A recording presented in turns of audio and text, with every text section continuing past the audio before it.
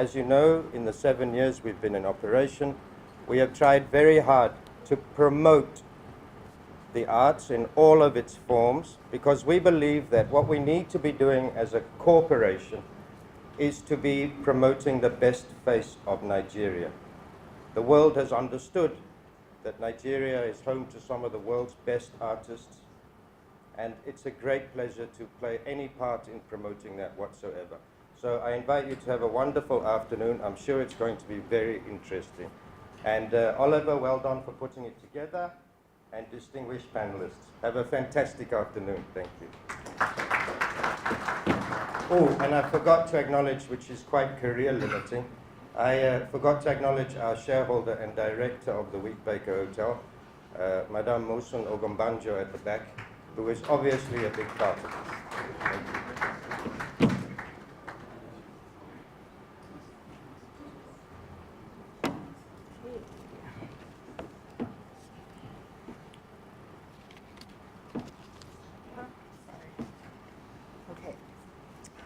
So we're now going to go ahead and go full on into our seminar. So I'd like to introduce our first speaker. She's going to give us our keynote address. She's the director and head of modern and contemporary African art at the leading international auction house Sotheby's. For over a decade, she's played a pioneering role in creating blueprints for auctions of African contemporary art. So please help me welcome Hannah O'Leary as our keynote speaker. She will be speaking on the rising value of Nigerian art.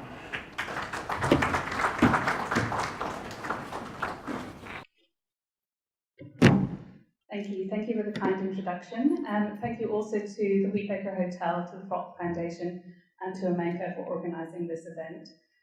When I mentioned to Oliver that I would be coming to Lagos, he very casually said,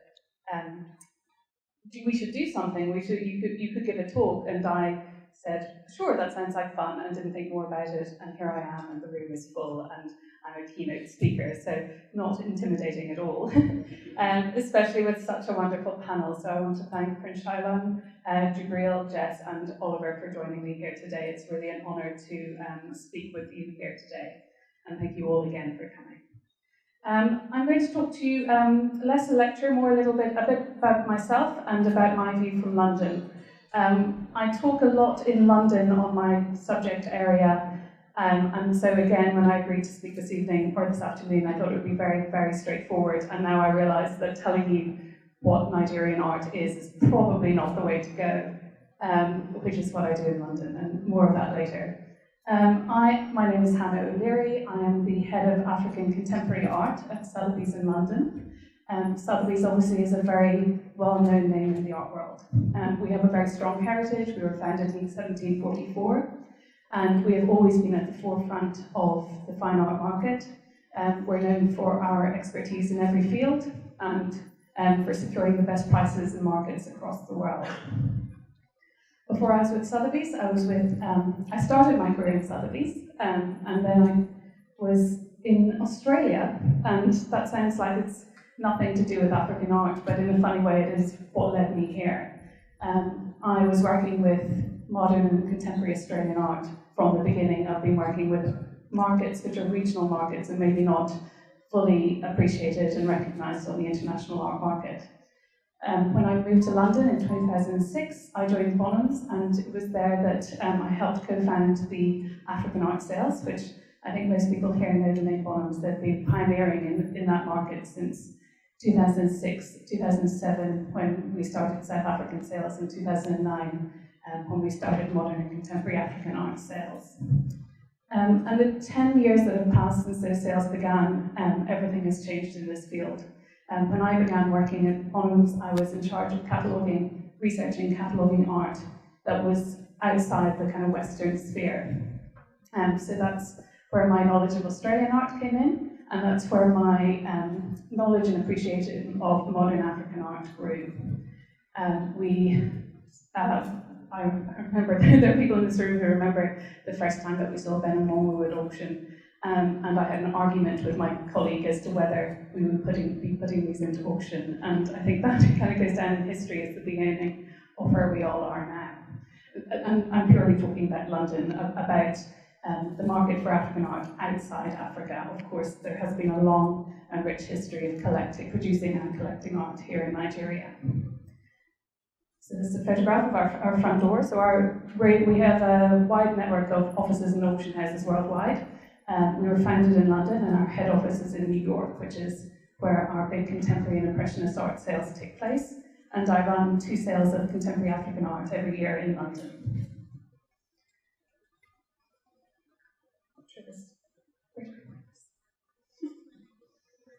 Oh, here we go. So the reason I joined Sotheby's, or the reason that Sotheby's came to me to talk about setting up a department for African contemporary art was that they recognised that this was a growing market.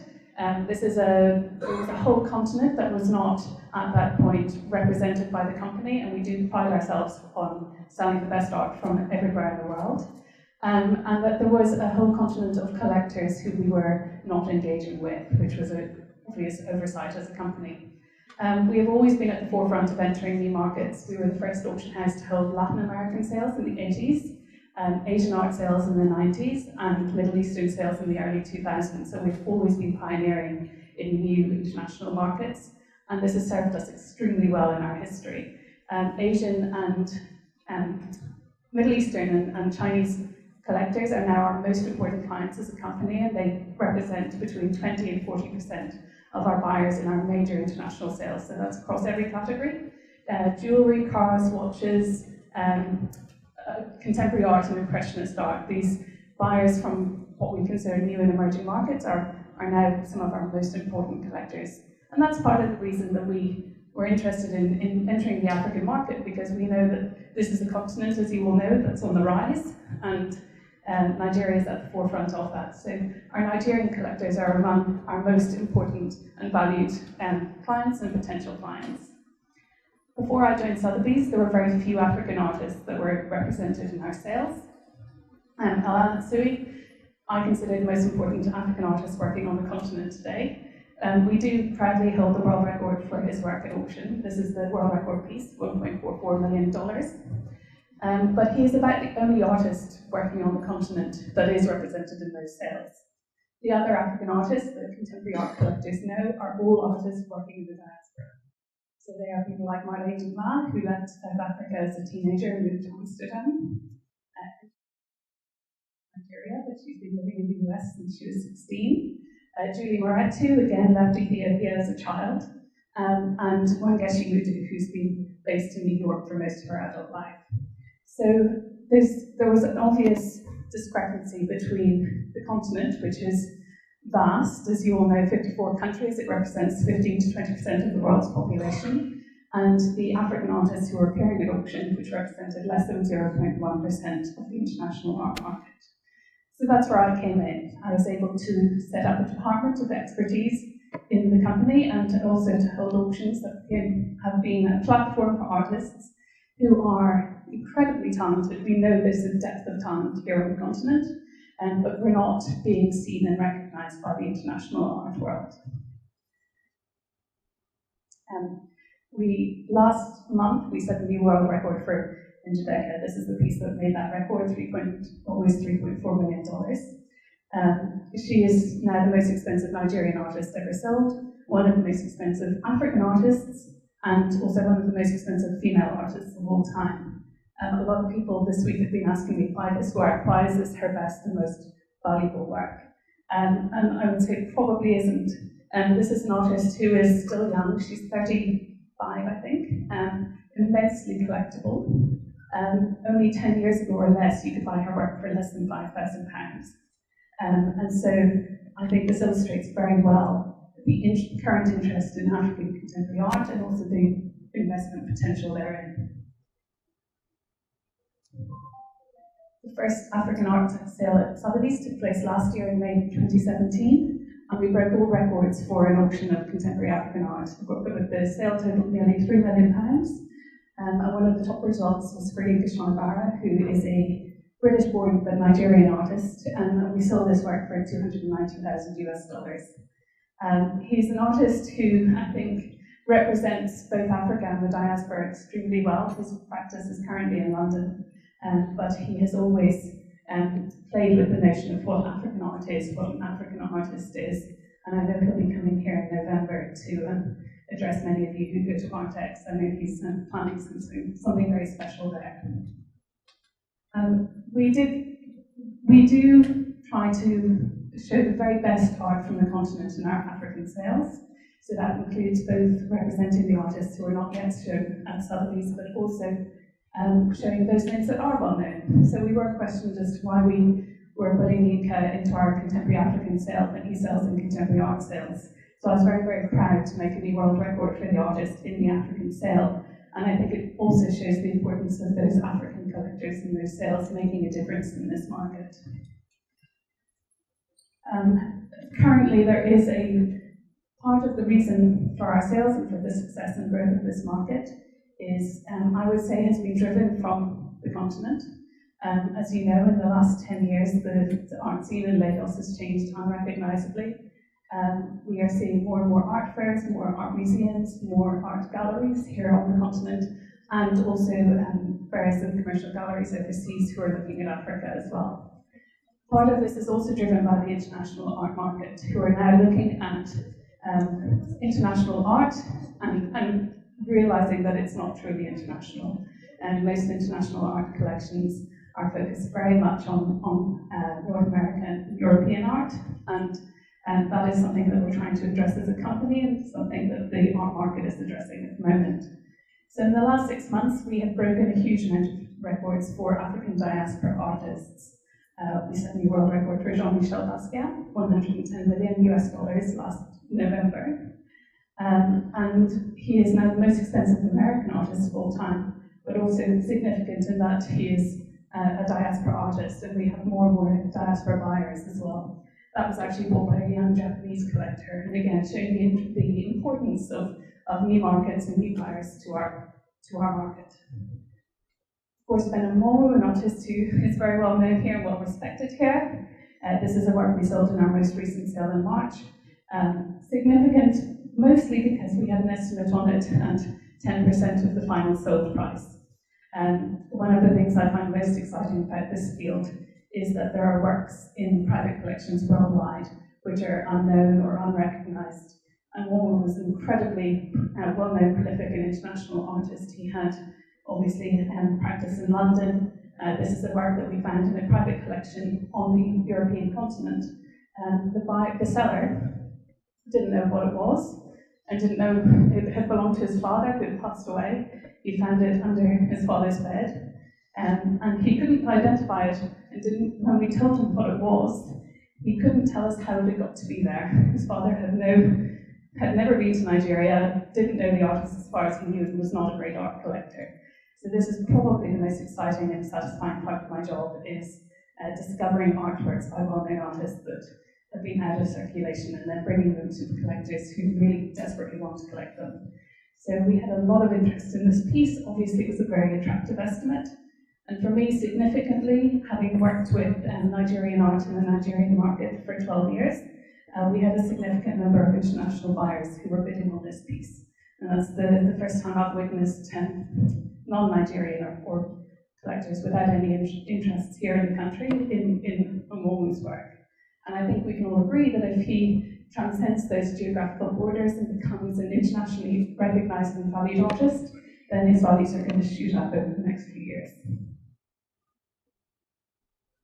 Also recently, back onto the subject of diaspora art, we also sold Kerry James Marshall's Pastimes for $21 million last month in New York again. He is an African-American artist, and when we talk about artists and investment, I think the African market or the Nigerian market is too young to really be able to mine data on this, but this was an interesting example in that the work was sold in 1997 for $25,000, so I can't work out the return, but it's a pretty healthy return that I would like to see Nigerian artists making in the next 20 to 30 years. I'm sure we're going to see many multiples of thousands of percentage rises in the Nigerian market.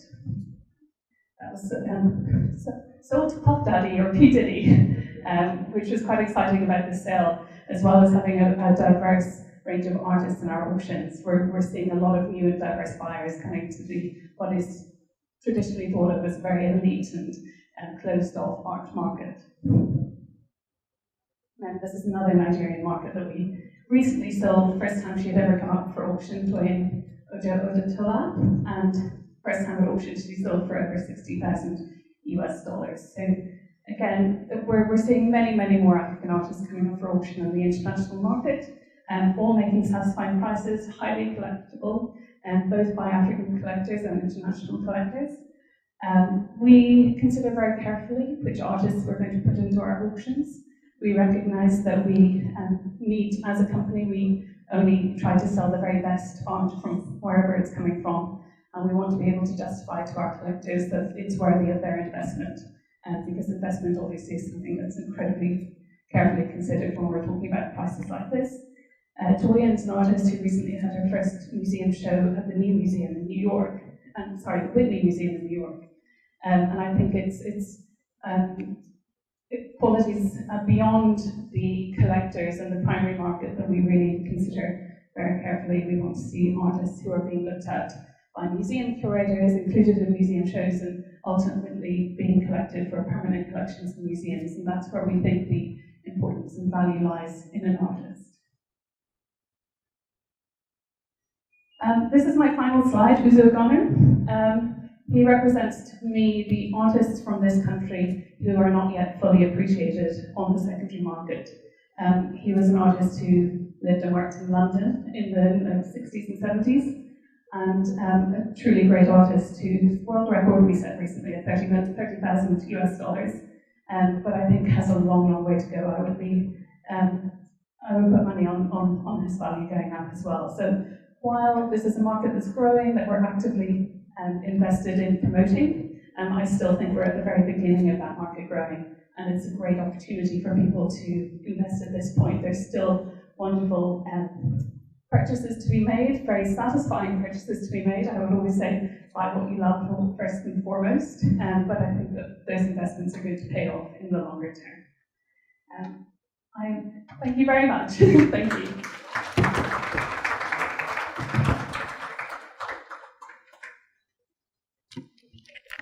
Talk is all is really nice. What is your short or long-term plan for the art market in Nigeria specifically? What do you plan to do as a corporation, as a company? How long, timelines, things like that? Thank you, that's a great question. As I mentioned, I've been with Sotheby's 2 years, and the fact that I joined then and set up this department was really our first foray into African art beyond the traditional market, which we are very active in. There's a lot that we can do and that we want to do in the longer term. We currently do not have any offices on the continent, and that's something that we would like to address in the longer term. At the moment, we're really focused on building the market in London, because we feel that's where we can achieve best prices for our clients and have the widest exposure to our audiences. Our auctions are very international in that we have typically over 200 bidders in an auction. About a third of them are on the African continent, but the rest are scattered truly internationally. I think our last sale we had 33 countries represented on 6 continents, and I think it takes a venue like London or New York in order to attract that kind of international attention. But we would like to do more on the continent. We have held events here, and we'd like to do more of those. We'd like to exhibit works here. I think there are a lot of things that need to happen here that maybe aren't initiatives of auction houses. So I always talk about the art market or the art world as being an ecosystem. There are many players that are involved. Obviously, you need the artists, but you need critics, you need academics, you need galleries who are willing to take a chance on a young artist and build their reputation. And we need more public support in museums. And these are all things that we're seeing already growing. Like I say, in 10 years, I think Lagos has changed quite remarkably in that respect. And I know people on the panel might be speaking a little bit more about that. And as a company, in 5 to 10 years, that's $1 million question. I would like to see that percentage, that 0.1 percentage of the art market being represented by Africa grow significantly closer to the actual representation of Africa in the world.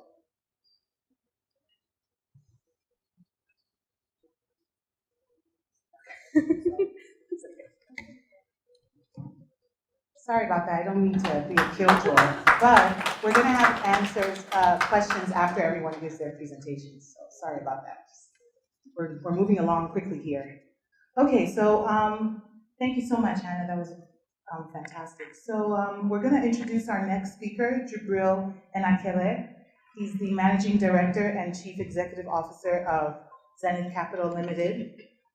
Over the course of his career, Jibril has been involved in notable international debt transactions for African corporates. He's the founder of Professionals for Africa, a non-profit networking platform for over 1,200 African professionals in London.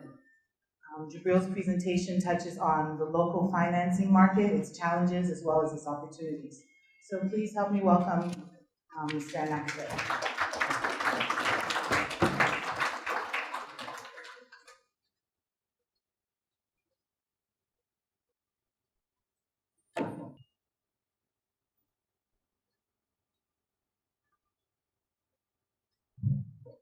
Good afternoon, everyone. My name is Jibril, and I'll be speaking on the Nigeria art financing market, um, challenges, opportunities, and overview. I should start by saying I only started collecting art about 2.5 years ago. Um, one of my I was ably taught by some very good people here in the room. So I want to say thank you to everyone who mentored me as I started collecting art. Raman, you know yourself. Let's go into it. I am the CEO of Zenith Capital. I am also a director of Zenith Assets Management, and that's why you see our banner here. And I'll talk about that a bit more. So, I'm the one flipping it. Okay, so let's talk about the global markets to start with. When I started collecting, people told me, buy what you love, buy what you like. And it's sound advice, but 2 years after buying a lot of things,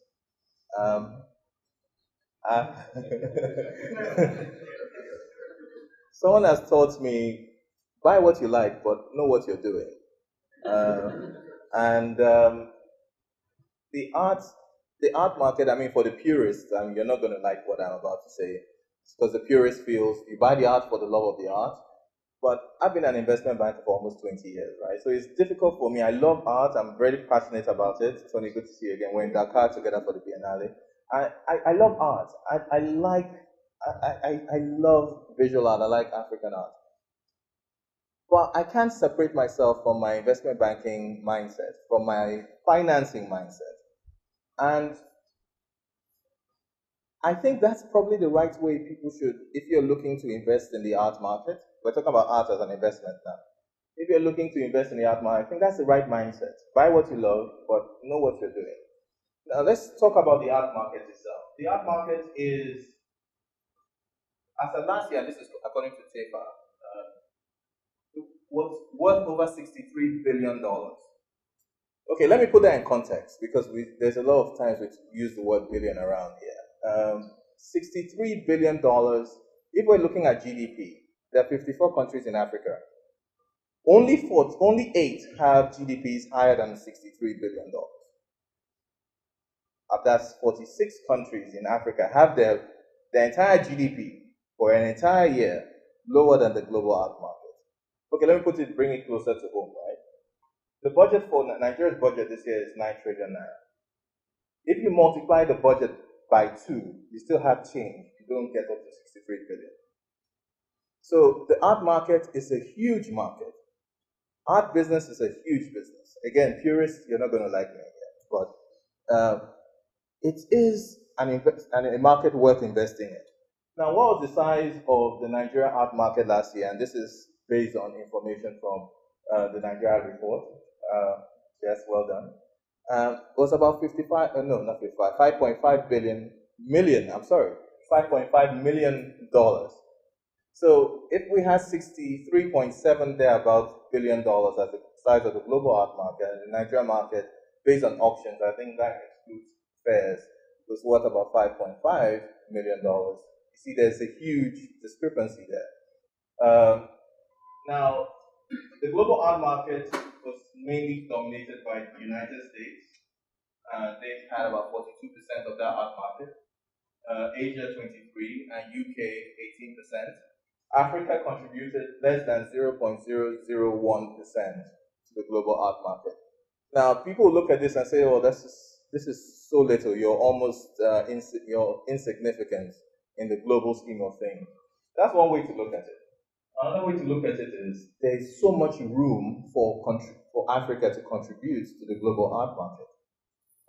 Moving along, we saw in 2017 witness closure of some about 20 notable mature galleries all over the world. In Nigeria, the reverse is the case. We're having more galleries open.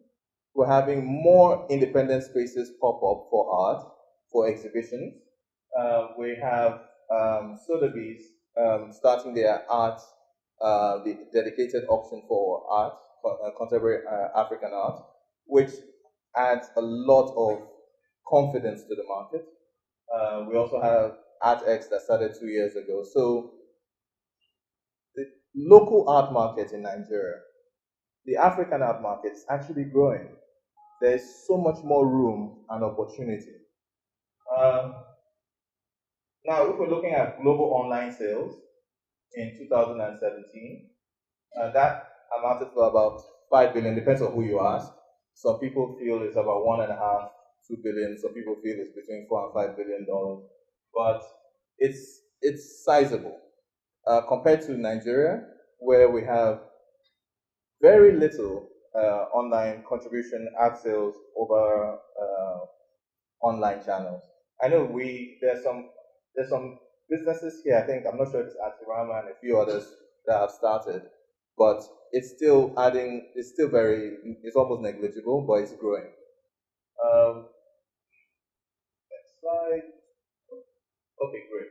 So let's talk about art financing itself, because a lot of people know a bit more about art, but the art financing market is novel to a lot of people, but it's not a new market. There are a lot of firms that engage in art financing, art lending. In Nigeria, I'm not aware of any financial institution that is involved in art lending, and there are different structures. So you could do art financing where there is no recourse to the lender other than the art. Sorry, I'm using my financing language again. But imagine it this way: if you have a piece of art and you want to borrow money against it. Here, if you go to the banks or you go to financial institutions, what do? They ask you for collateral, they ask you for land, they ask you for property. There are institutions offshore, and all they do, the only recourse you have is to the artwork. So they take the artwork, discount it, and lend against it. There are situations where you can actually lease artwork as well. So you don't actually need to pay for it. You could lease it over a period of time. That works usually for large offices, hotels. In Nigeria, I'm not aware. I don't think we do that here, at least not yet. There are also sale and leaseback structures. There are a lot of structures around art financing, but in Nigeria we don't have any yet. We have what's the size of that market? Here you see the global market for loans backed by art was somewhere between 17 and 20 billion. Again, it depends on who you ask. Some different reports suggest 12 to 14 billion. Others, I'm looking at the high estimate of 17 to 20 billion. Again, this is based on information from TAFAF. TAFAF is the European Fine Arts Foundation. You see most of these loans, 90% of the loans went to collectors. And only 8 to 10% went to galleries and dealers. So this creates liquidity in the art market. So there's a way for you to exit certain positions or at least monetize your artwork without actually letting go or losing them. The art financing market in Nigeria is pretty much negligible. There is no formal market for it. I know there are a few brokers here and there that do that, but it's not structured. Now the question is why? Now, let's talk about the infrastructure gaps. And Hannah alluded to this. The auction houses can't do everything. The art market is a large ecosystem, right? There are different players that have to do their own part. Now, I want to focus on financing, art financing. Why is it that in a $20 billion market of art financing globally, why is in Nigeria we have pretty much zero, right? And these are some of the reasons I could think of, and we could talk through it together. We have education and research. There's apart from the research reports that's produced by Jess, I'm not aware of many other reports that talk about the art market. So I want you to put yourself in the position of a lender. I'm not a lender today, right? If I wanted to lend against a particular work, how much information is there about this particular artist, this particular work? How do I trust the judgment of, okay, you say it's worth 100 million, okay, take it and go and sell it. Where would you, the for sale value is different. So there isn't a lot of research that is able to back this. And these are some of the gaps. Insurance. Now we have some insurance companies that provide insurance for art work, but they're not dedicated insurance companies for art. I mean, show of hands in this room, how many people have tried to insure artwork in Nigeria? How many people had an easy time insuring artwork in Nigeria? So, look, I insure my work as well. It's not a lot, just few. But it's an excruciatingly painful exercise. And sometimes there is no difference between insuring your artwork and insuring your car. It's just a simple percentage of what it is, 3% in some cases. But abroad, you have so many houses. When I say abroad, I'm talking about Europe and North America in particular, that insure art, and not just insure the art, they also provide title insurance. So, let's not go in there, but title insurance is a different form of art insurance, which we are not familiar with in this place. Now, storage. How many of you remember the floods of last year? Okay, great. Imagine if we had storage, right, here in Lekki or wherever on the island or mainland, and you had your artwork stored on the ground floor. You probably would have lost half of the work you had on the ground floor because of the floods, right? Storage here is a problem. A lot of collectors have to build dedicated facilities just for storage. And because of the weather here, the humid weather, it's difficult to get those temperature control systems that allow your art last or live longer. Because here what we do is essentially we have a room in the house, we just stack it, just make sure you don't stack it against the work, keep it on the frames. Those of you that have artwork, you understand what I'm talking about. But there's a system to doing this. There are no dedicated art storage facilities here. So if I were to lend against your art, where am I going to keep it as a lender? So that's another opportunity for someone in the ecosystem to add value or to be able to provide a solution, a service. So if I want to take your art, for instance, and I want to lend against it, I know it's going to be in a bonded warehouse or in a storage area where I know it is safe and secure. I have insurance that will cover it.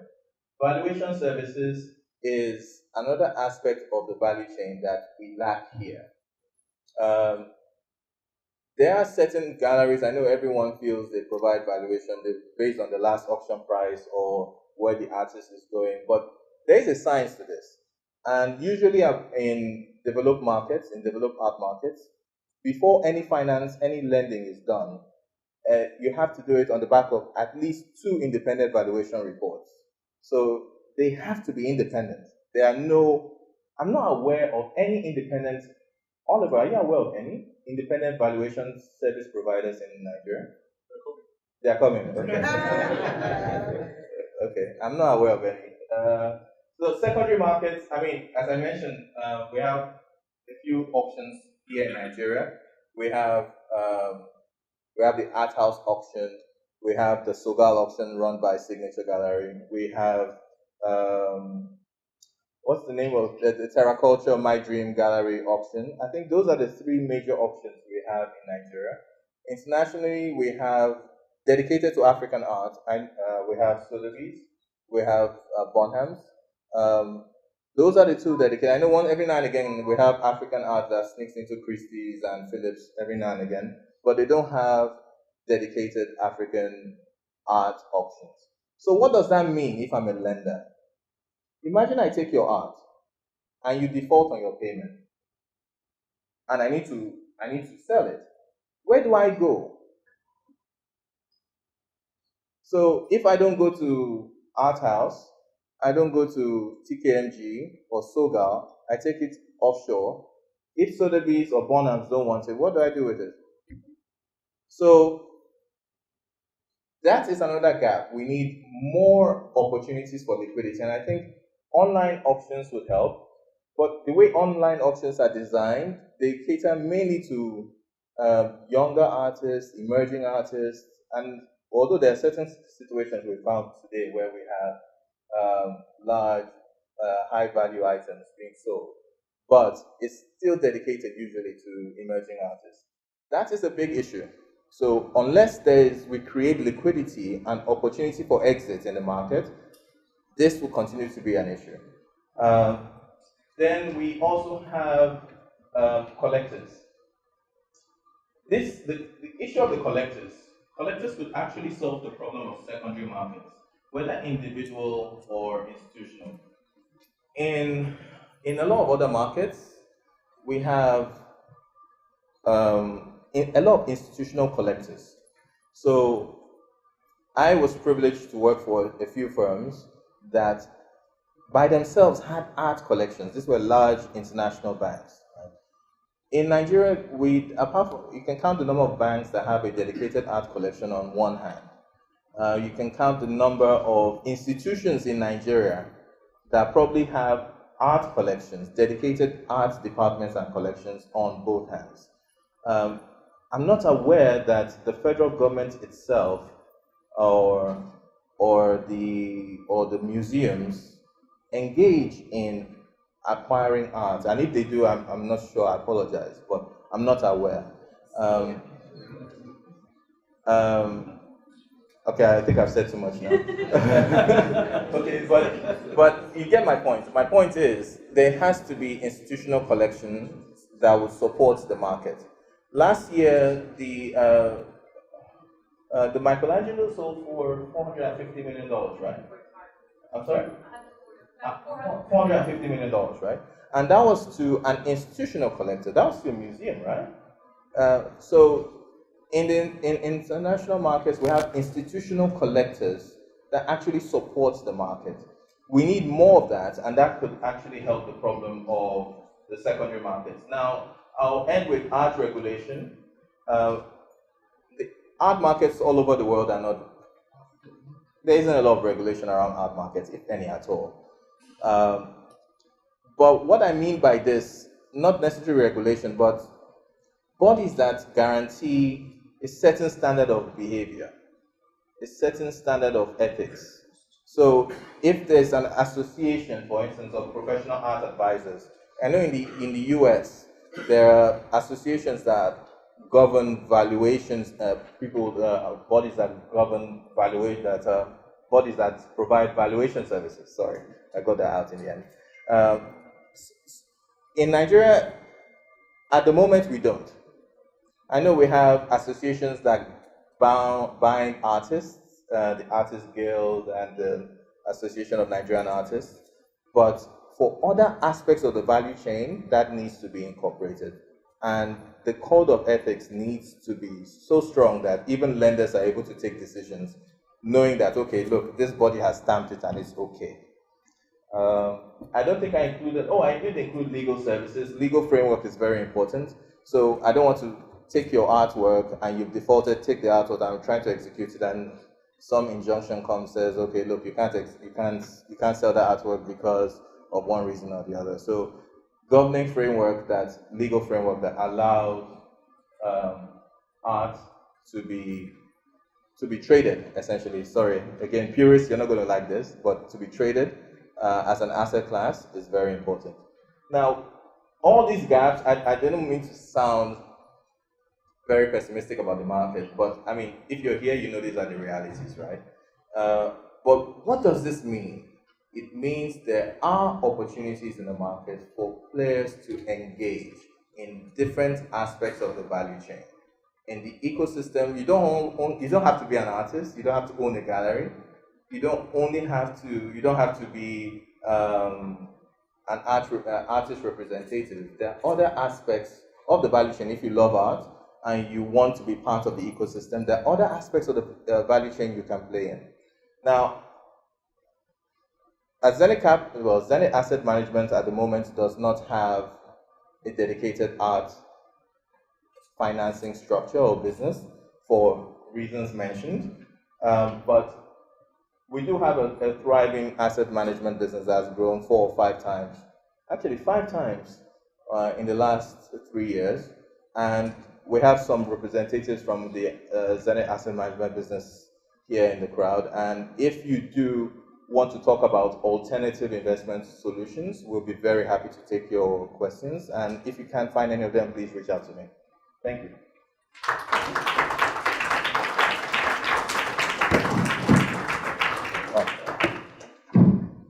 Thank you very much, Jabril. I'm sure you have a lot of questions waiting for you. Sure.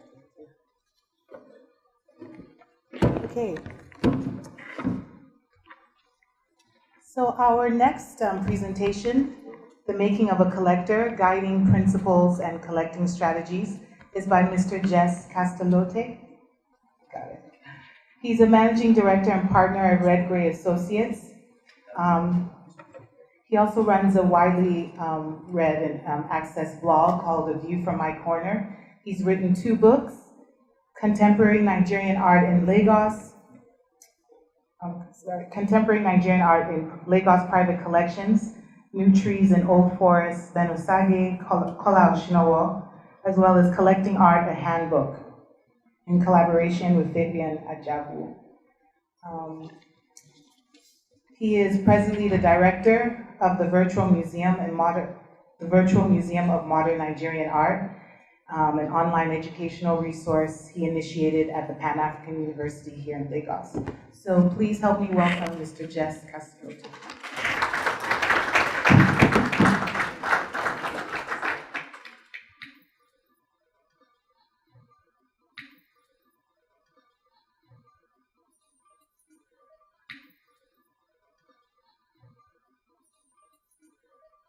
Thank you to you all for being here. Thank you, Oliver, Anna, Jelusi, and Jibril. I'm not sure why I am here, because I don't have to say much about art as an investment. I'm reading now a book, a British scholar, and he says that their world is one world, but 2 logics, the commercial and the cultural. And the relation is a little bit uneasy. Not that they have to be in confrontation, but there are 2 logics here. I'm not a purist, as he has been saying, but I think art is much more than money. I think you will all agree. I'm not against, and I'm not going to say anything against investing in art. I think it's a very valid, not very profitable vehicle you are investing, but I am not an expert on that. Jibril will say more. If you want to make, if what you want to make is a lot of money, perhaps investing in art could be, if you know a lot. But perhaps you want something else. To be a great collector is one thing. To be a great investor is a different thing. Great investors make a lot of money. Great collectors make great collections. It can be rarely that a great collector makes some money or a lot of money. And it may happen that an investor happens to put together a few interesting works, rarely a great collection. though he can or she can accumulate a good number of works. I say this because I think we all agree that there are things that are more important than money, and art is one of them. I'm privileged to have plenty of friends here. I'm looking at plenty of people I know, and I can call my friends. And friendship is more valuable than money. And art has given me, it has not given me money, you know it, but I have in this hall probably more than 100 people that I can call friends. This is a great investment. This is a great return, far better than having got a few thousand or a few $1 million. I'm not against money. I'm not a purist, but art is more than that. And some of us are privileged to have access to art. And this is something great. Art can give us many good things. Now, art accumulation can happen if you are investing, you are just putting things together, artworks together, but art collecting is much more. You read also, we are good friends, and I'm not attacking him, but he also referred to the value chain, and it's okay, he's a banker and he's in investment, and it's okay that he talks about the value chain, but what values are we talking about? There are many values. Money is one, but there are others and better and higher values. So what value? In what values I am investing? Emotional value. There can be an artwork that has a great emotional value, little financial value, and it's worth investing on it. If my grandmother had an artwork there in her sitting room and she used to tell me things, that's an artwork that has a value for me, a real value. If there is an artwork that has a historical value, again, if you were to sell it, you will not get much money, but it has a historical value. Obviously, in artworks, we can talk of aesthetic or formal value. So it's not only value, sometimes we restrict it. There is a danger of reductionism here, reducing it to money. What value are we talking about? Well, now Oliver asked me to talk a little bit about collecting. I will say a few things. I think, just like some characteristics of what I think a good collector, and I will refer mainly to private collectors. Corporate collectors are slightly different and they have different reasons for collecting, but private collectors. A private collector first has to be passionate. You have to be passionate about art. You cannot be a great collector if you are not passionate about art. Great collections do not happen by chance, or by money, or by cash. No, great collections are put together by passionate people. So, passion, dedication, great interest in it is crucial. Second, a great collector, besides being passionate, has to be learned. An ignorant collector cannot put a great collection. A great collector has to know, has to study, has to learn, has to have references. A great collector has to know. And you don't know just by going to an exhibition, drinking your champagne, chatting with your friends. You don't learn like that. You learn by studying, by listening to people who know. You learn. So a good collector knows. We mentioned all these people who have been very successful. Why is Njideka what she is? Why?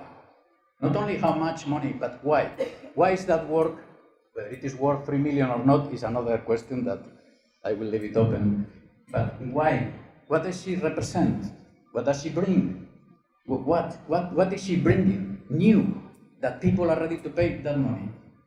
Now, if I am a serious collector, even if I don't have the 3.3 million, I should be able to learn to position Njideka within a trajectory, within a aesthetic, historical, within a position.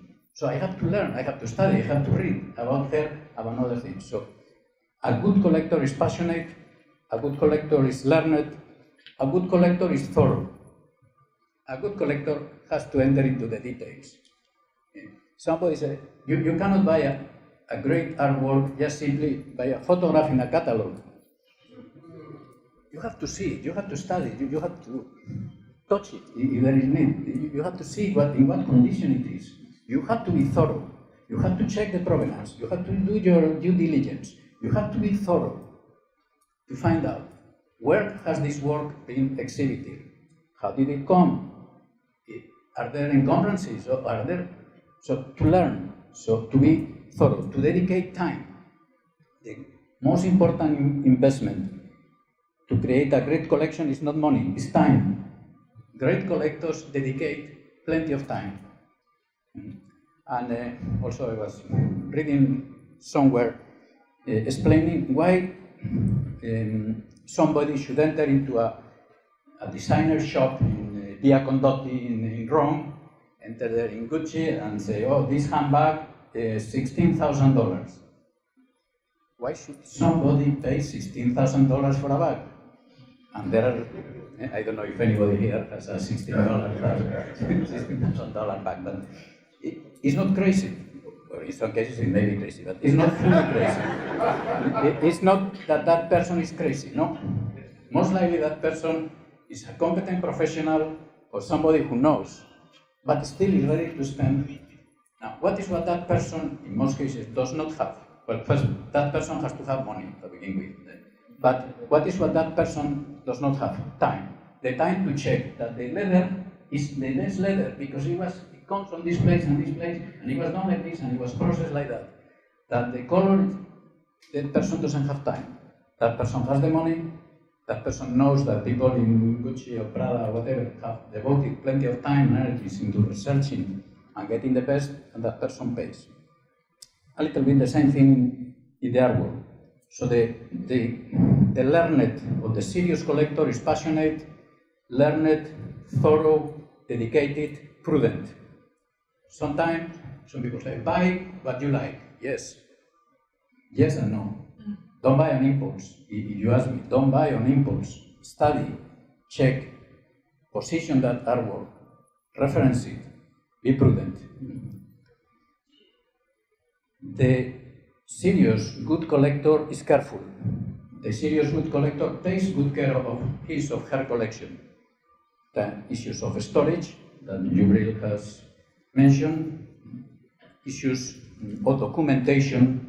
A serious collector knows exactly what he or she has in the collection, where, how, which works, when he bought them, how much he paid, where are the receipts or the invoices, where is the documentation of the provenance of the... A serious collector is passionate, learned, thorough, dedicated, prudent, careful. A good collector is focused. A good collector doesn't buy randomly. A good collector, because he is aware that a good collection is more than the accumulation of works. You can have 100 works that if I take them to Sotheby's, I may get 100 million, and I may have another collection that perhaps if I go and I sell them piecemeal, in Sotheby's again, or in Bonhams, or whatever, then I could also get the 100 million. But despite the fact that both of them are 100 million, one of them can have a much greater value as a collection than other, because it covers thoroughly, comprehensively, adequately a certain period, a certain artist, a certain medium. So it is important for a collection to have a focus. Notice that till now I haven't said that to be a good collector you have to have a lot of money. No, you can be a great collector, and I think all of us know people who have very decent collections. You have to have some money, obviously, but not. Then A good collector, I'm sorry, I repeat it every time, but I think, is passionate, learned, thorough, prudent, careful, focused. He's well organized. A good collector is well organized. And this is not a matter of, I am like this, I am a chaos. Well, if you want to be a good collector, you have to put, or either employ somebody who is organized and does it for you, or you have to put the time to be well organized, to know where things are, where they are, how they are kept, well documented. A good collector has a good legal and historical mind. So I see Oliver looking at me, so I think I have gone beyond the 10 minutes that he gave me. So just 2 or 3 things more and I will leave it. This list could go on. There is no such a person who is passionate, learned, thorough, prudent, careful, focused, well organized, with a legal mind, with a historical mind, and with this I finish, generous. A good collector sees his work, his collection, as something deposited for him to take custody of. He sees those artworks as something that he is passing, that he is bringing out. A good collector is not selfish. I just put my collection and whatever happens when I die, I don't care. No, a good collector wants these works to reach in one way or another, whether through some foundation, donating them to an institution, and I take advantage to mention of the museum that I was going to say we are building. I am the architect of the building, so at least the physical structure I am with JMC at Pan Atlantic University that we hope to open next year. And this is somebody who has been generous to donate more than a few artworks. So all these characteristics are the ones that make a great collector. As I was saying at the beginning, I think great investors make a lot of money. Great collectors make great collections. Speculators, flippers, as normally I think they call them in the art world, may make money. I don't know if a lot of money, but what I'm sure they do is they can cause harm to the art world. Artists are very vulnerable, and here probably you are, I don't know, 50 or 80, I don't know how many artists, plenty of you are artists, and you know, especially younger ones, artists are, in the art world there is a position of asymmetry of power, and an asymmetry of knowledge, and generally artists are at the receiving end.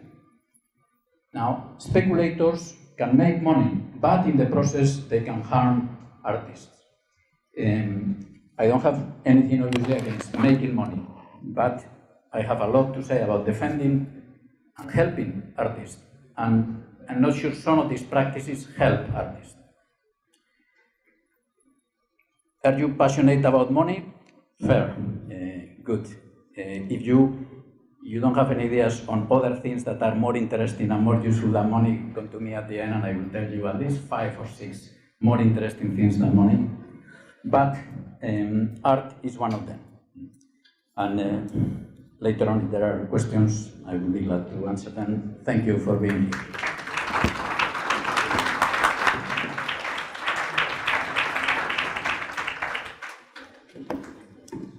Thank you so much for that very thoughtful presentation on the heart of a true collector.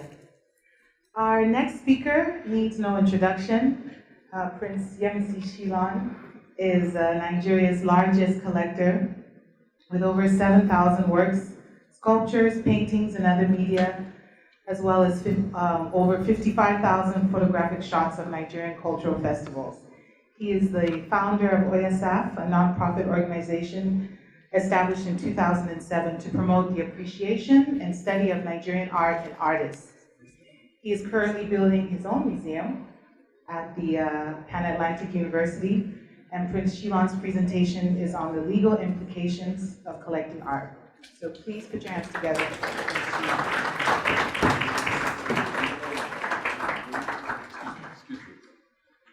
Teach me how to. Sorry. The red one is here. This is for the red. There we go. Now, Jess, I know I'm not a good collector. All your definitions, I don't qualify for anyone. Good morning, ladies and gentlemen. My own, good afternoon. My own topic is not as rosy as the other ones. I was sitting there and I was looking at the two people that I was sitting in between. They are rich people talking about money. Well, my topic is the implications, the legal implications of collecting art. I want to start by saying that we should all be aware that we have not tested our laws in Nigeria. We don't have much judicial pronouncements to help us in terms of collecting art, but we have a lot of statutory provisions for protecting the art world. As an introduction,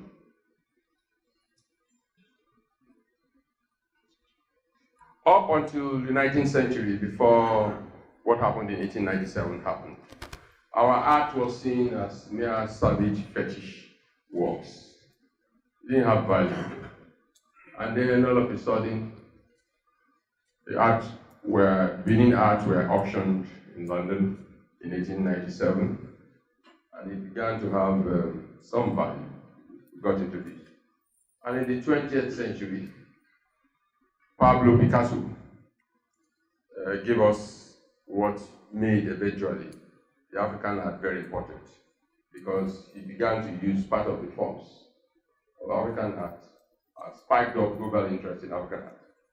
Since then, interest in African art has grown tremendously. I was listening to Hannah when she was talking about millions of dollars, thousands of dollars, and I said, wow, is this what it's all about? I would discuss the legal implications of art under 5 main headings. 1, protection of cultural properties. Then protection of unlawful exports, incidents of illegal imports, legal provisions against forgeries, and of course, copyright protection of artworks. Protection of copyright cultural properties. In 1954, there was a Hague Convention, which was organized to look and address the issue of increasing illicit trade in art, because it was discovered that a lot of illicit trade in art was going on, and so concerned people sat down and said, let's look at it on a national level, different countries. Then after 1954, in 1970, sometime between October and November, there was the convention in Paris, which is under the UNESCO, called the 1970 Convention. There they discussed how to fortify and protect the transfer of ownership of cultural properties, and also address the issue of illegal exports.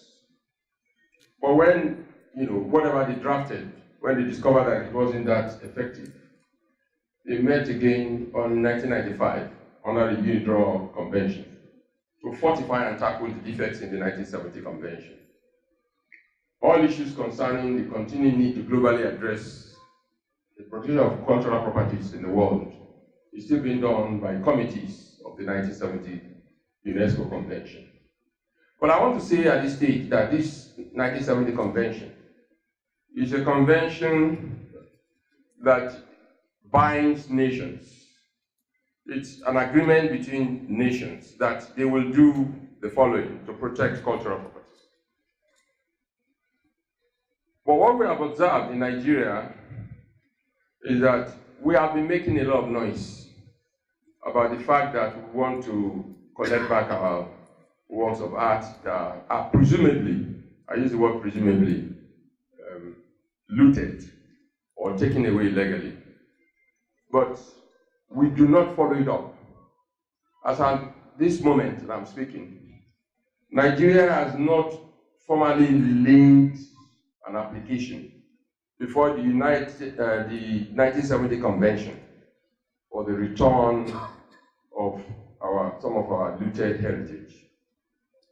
And what is more, while some of us are, joining in this celebration, fake celebration, I recollect that sometime in the 70s, one of our head of state asked Ekoeyo, the then director of the National Museum, please stay behind, I want to come to the museum.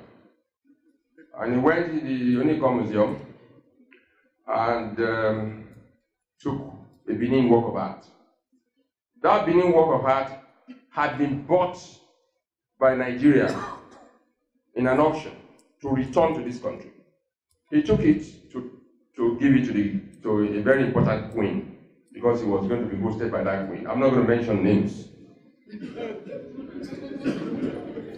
He just took it from the shelf and took it down there. A Benin, very important Benin work of art. And you and I are crying here that we want our works to return. Our head of state has taken the thing down there, free of charge, voluntarily. Again, I want to recollect. Sometime, some years ago, Jacques Chirac, I can mention that. Jacques Chirac reached an agreement with one of our heads of state. About the knock work of art. That, we want to lend this work for 25 years. So, that head of state signed on our behalf, on all of us. And before that 25 years has expired, I can assure you that our civil servants have gone to give another 10 years before the expiration of the 25 years. So, really, when we're talking about, protection of cultural properties, these are some of the things I would like to talk about. As I'm talking now, there are some concerned museums who love us. In Europe, they love us. They have agreed that they are ready to lend us an exhibition of our works, provided we are ready to protect those works while they are here. So, don't be surprised very soon. Some Benin works of art will land in Benin. The Benin monarchy, the present, the last but the present, did a lot of work on this issue. And because of that, they were able to say, okay, we'll lend you your work, but give us security to make sure that when we come, you take care of the works. It's part of the problems they have. It's not that they don't want to return these works, but because they are not sure about what we are going to do with these works. We have to go to court to create judicial laws that the judiciary will help to create for us. That is one thing I'm challenging Nigerian and the Society of Nigerian Artists. They have to look at, and many of us here who are collectors and who are lawyers, let's come together and challenge some of these things in class action and so on and so forth. So, stop you, and I give you an experience. Doron Conklifa is a billionaire. I think Hannah must know him. Googled me on the internet and said, Yemisi Shilon, I would like to come to Nigeria. I need your help. I've been wanting to come to Nigeria for the past 30 years. My country's ambassador says I should not go to that country. It's terrible. Now, but I must come. I want to buy your work of art. I'm collecting works because I'm building a 25 acres artist retreat in Portugal. And I want to have Nigerian work of art. I said, fine, no problem. Now, I was asked to write a letter guaranteeing all immigration issues around Doron Conklifa. I wrote that letter. The poor man went to our embassy. I want to cut a long story short. It's a very, very bad story, which I even confronted the minister. And he said he was interested. In London, he went to Conklifa, he went to the Nigerian Commission. Nothing came out of it 6 months ago. But what is most important, which I must say under this section 32 and 25, is that Doron bought 18 works of art. He stayed at Morehouse Hotel in Ikoyi, bought 18 works of art, and I helped him get this certificate, this beautiful certificate. And he was so happy. He got to the Lagos airport. The customs officer said, I am not interested in your certificate. You cannot export this thing. The man had to part with some things, some gifts. I won't call it the proper name because I won't be quoted. He had to part with some gifts before he could go away with it. And of course, I took it up with the minister, and nothing has come out of it. Now let's go to the incidents of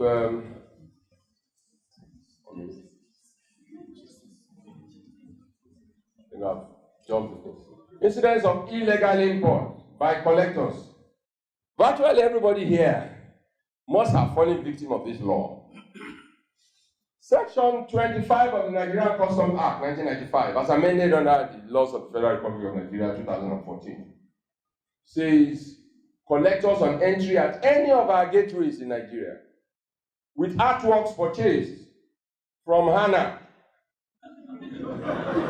into our country are expected to pay customs duties for such importations to the Nigerian Customs Service. I don't know how many of us have paid customs duties. Well, I have had to pay customs duty twice, I'll be honest. And why did I pay customs duty? Because I sent it by courier. That time I didn't know. Now when I got to know, when I buy works, I don't send by courier, I carry the thing myself. Nigerian customs don't know that they have some money in those things I'm carrying. But I tell you that when I went on a cruise from Fort Lauderdale, I was coming back. The American customs stopped me and said, this artwork, where are they from? I bought it from the auction house, Westminster auction house at that time. You have to pay duty. I said, I'm not a citizen, I'm passing through.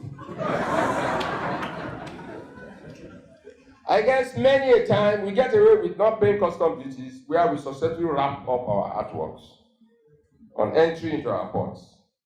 But that provision will catch us one day. When Adeosun keeps saying that she's broke, she needs money. Those are areas I can see the Ministry of Finance looking into. Now, let's go to forgery. This is one thing that will interest many artists. Legal implications of forgery.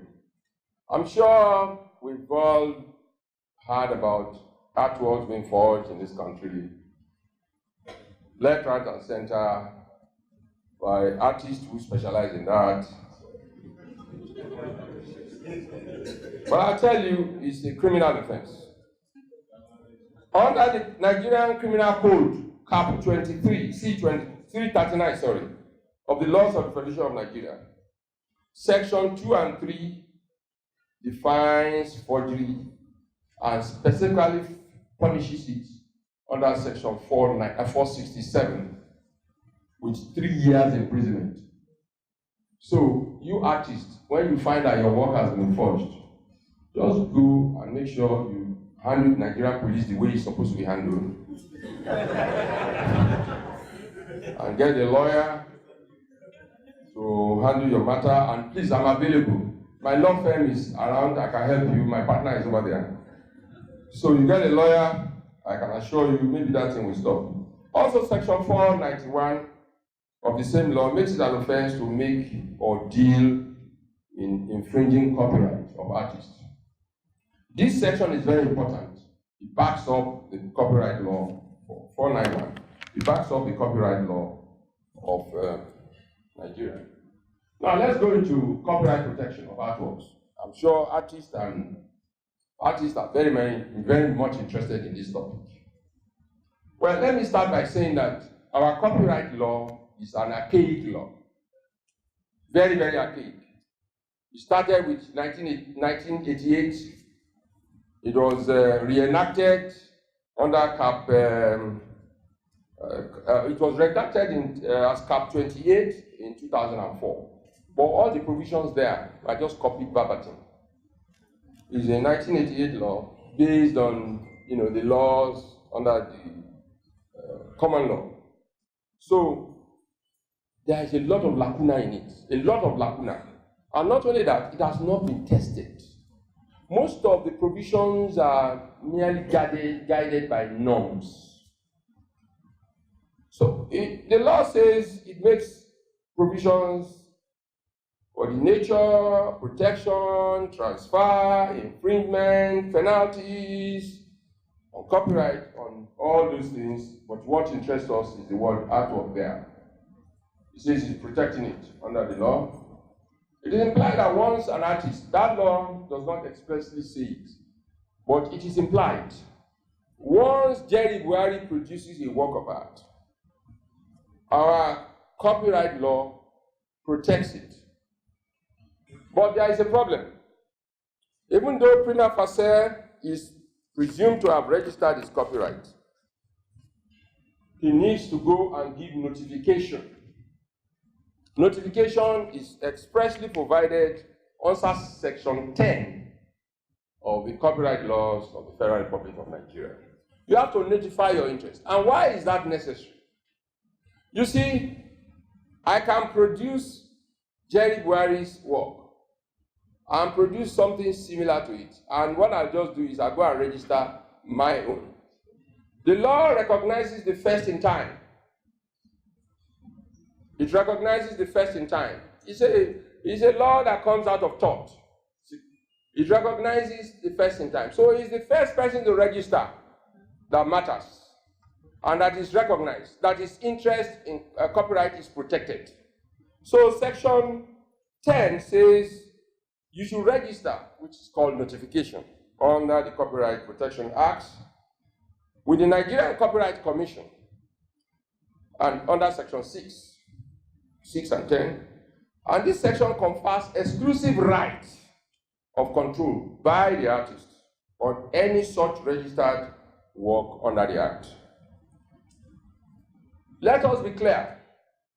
The police is not in charge of copyright. We tend to want to go and report issues of copyright infringements to the police. It's not the business of Nigerian police. It is the business of the Nigerian Copyright Commission. It is the authorized government agency which is vested with the power to accept and record copyrights in artworks in all states of Nigeria and at the federal levels. And if you want to ask me which court is in charge of copyright, it is the Federal High Court. The Federal High Court is empowered under the Act to adjudicate on issues of copyright when the Nigerian Copyright Commission have not been able to settle between the parties. For emphasis, Section 1, Roman figure, and C of the Act provides for artists to take advantage of copyright protection under the Act, registering their work, and I mentioned Section 6, I mentioned Section 10, and in doing so, make such registered artworks eligible for legal protection of the copyright in their works. Once you have registered, you can now go to your, and if I now breach your copyright, just go and tell your lawyer, and just go and sleep. I can assure you, NCC will come to your protection. Protection against forgery under this Act is also covered by Section 16, 20, and 21 of the Act, which gives artists the right of action at the Federal High Court against copyright infringements by principal offenders and parties proven to be in possession of such forgeries in full knowledge of infringement of the copyright in the artwork. In other words, this is a law that is not of strict liability. In other words, there must be a mens rea in the criminal act that is committed. You cannot just say because there is an actus, then actus rea, therefore I have breached, I have committed a crime. There must be a mens rea. I must be proven to have hard intention to infringe your copyright before you can now begin to harm me, really. Now, let's go to Section 10.3.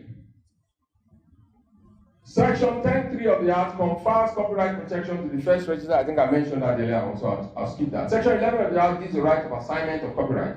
Artists can assign their works on license to other people. Very soon, you see, well, that's why I talked about the fact that our copyright law is outdated. People are producing cartoons. They are producing cartoons, and these are artworks. And you can assign, you've drawn some beautiful works, you give me a license to produce cartoons on television. So under Section 11, you are given the right of assignment once you have the license to those works you created, and somebody else wants to use it for another purpose, provided such assignment is in writing. Now, why is it in writing? If it's an exclusive assignment, a license, it must be in writing. If it is not in writing, you cannot enforce it. Or if it is non-exclusive, in other words, Jess, who likes licenses, and Jerry and so on, can have the same license, 1, 2, 3, 4. You don't have to be in writing. It can be by mere oral license or by inference from the action of the artist. Section 12 actually confers claim of authorship on such licensed owners of copyright. Once I have the license, then I can claim ownership of that license.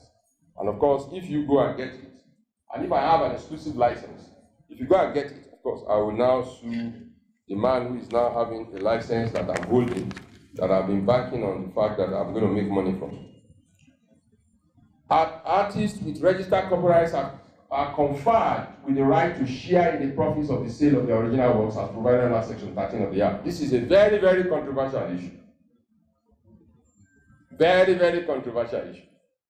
The Benny Woods have been sold for 50 million. Some of us bought those works for, I won't tell you, Oliver. And if I decide, I don't sell artwork, so count me out, so I'm not going to don't sell artwork, I collect artwork. But if I decided I was going to sell the artwork, what will happen is that the Benny Woods family is entitled to some share of the proceeds or profit from the sale of this work under Section 13. This liberal provision, however, needs to be read in conjunction with the operating trade practices. You know, when I say that, in some countries it's 12.5%, in some countries it's 7.5%, in some countries it's 10%, in some countries it's 5%. Oliver, under your own country, let it be 1%. Artists generally have an inalienable right to share in the proceeds of the sale of their original works of art, sold to the public by art dealers and also by art auction houses. Now I've given you notice, artists. Go, but for you to enforce it, you need judicial pronouncements. You need lawyers, you need to go to court. You need to assert your right. You need to have the courts to adjudicate in your favor. You cannot just depend on this nonsense I'm talking about. Now, let's go to the lifespan of the artist's copyright. It's 70 years. After his demise. Your copyright as an artist outlives you, and your heirs are entitled to proceeds that arises from your copyright, up to 70 years of your demise. Section 20 provides for criminal liability of infringement, and of course, Section 24 talks about the civil and criminal actions that can be taken simultaneously. In other words, Jerry Buhari can sue me and also bring in the issue of damages, forfeiture, blah, blah, blah, under the copyright law. Simultaneous something.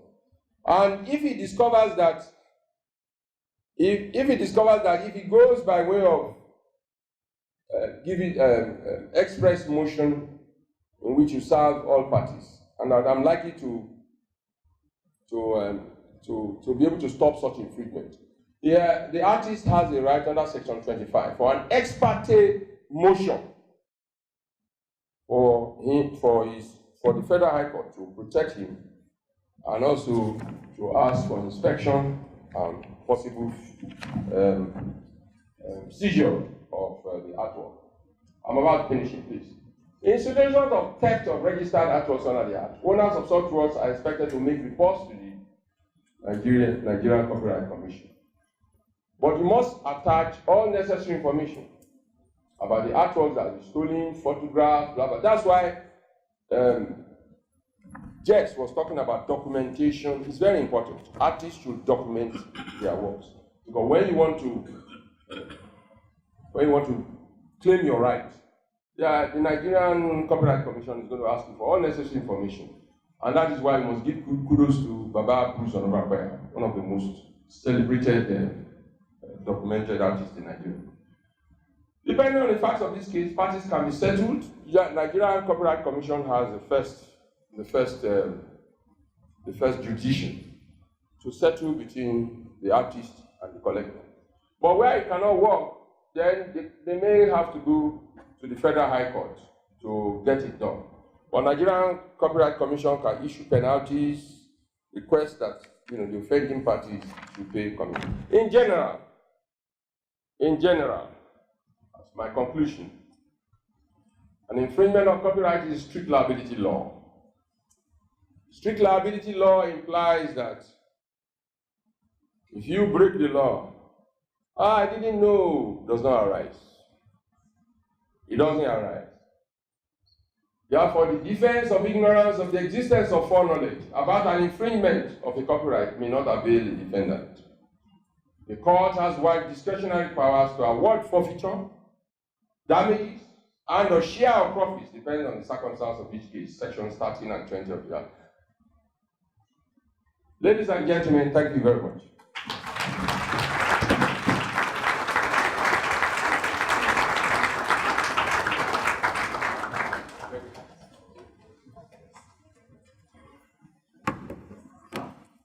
Thank you very much, sir, for that very in-depth presentation on the legal implications. Our final presentation will be by Oliver Nwowu.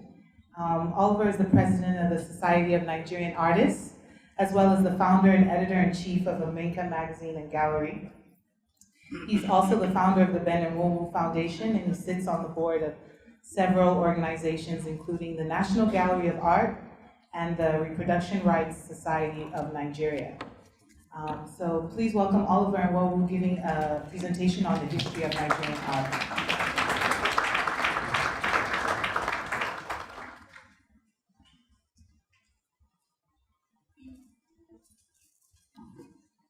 Thank you very much, Monica. I'm sure that you will agree with me that with the overwhelming attendance this afternoon that there's so much focus on Nigerian, indeed African contemporary art. A round of applause for you all. And of course, a round of applause for these very brilliant speakers. I think they've done justice to the topic. But I think it's unfair for you to all to pitch me immediately after them, especially when you have a prince speaking to me. All right, I think we need to give a bit of context. And when we've heard about guiding principles to collecting, we've heard about the rise of in value of Nigerian art. We've also heard about challenges and opportunities in the financial market. But let's put a little bit of context to it. Let's talk a little bit about the history. How has our art evolved over time? What are the stylistic differences over time? Why is it so important now? And why is it increasing in value? Why is there so much attention to Nigerian art now? Why now? I think these are things that can be answered with a little bit of insight into African art, a little of the history of African art. Nigerian art. Art is not static. Like culture, art changes its form with the times. It is setting the clock back to expect the art form of Africa today must resemble that of yesterday. Otherwise, the former will not reflect the African image. African art, as always, even long before Western influence, continued to evolve through change and adaptation to new circumstances. And in like manner, the African view of art has followed the trend of cultural change up to the modern times.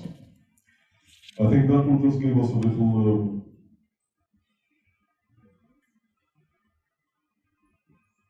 I don't know if the gods are against me today, but we will overcome them. traditional Nigerian art. It's one of the earliest forms of art in Nigeria is sculpture, and I think essentially we're basically sculptors. The earliest forms include block terracottas of 500 BC, the 12th to 15th century Ife bronze heads and masks, and the 15th century bronzes of Benin. These are some of the oldest forms. And of course we have 19th century wood. That's when wood came on the scene, and the reason is easy because wood was very easily available, especially with our large forests and very deep vegetation. And these are what the block terracottas look like in 500 BC. And these are the 12th to 15th century Ife heads, astonishingly rare. And you've got the 15th century Benin bronzes, and these are very world famous Benin bronzes, called bronzes, but essentially they're made of brass. This is when wood came on the scene, 19th century wood. So I just wanted to breeze through that very quickly.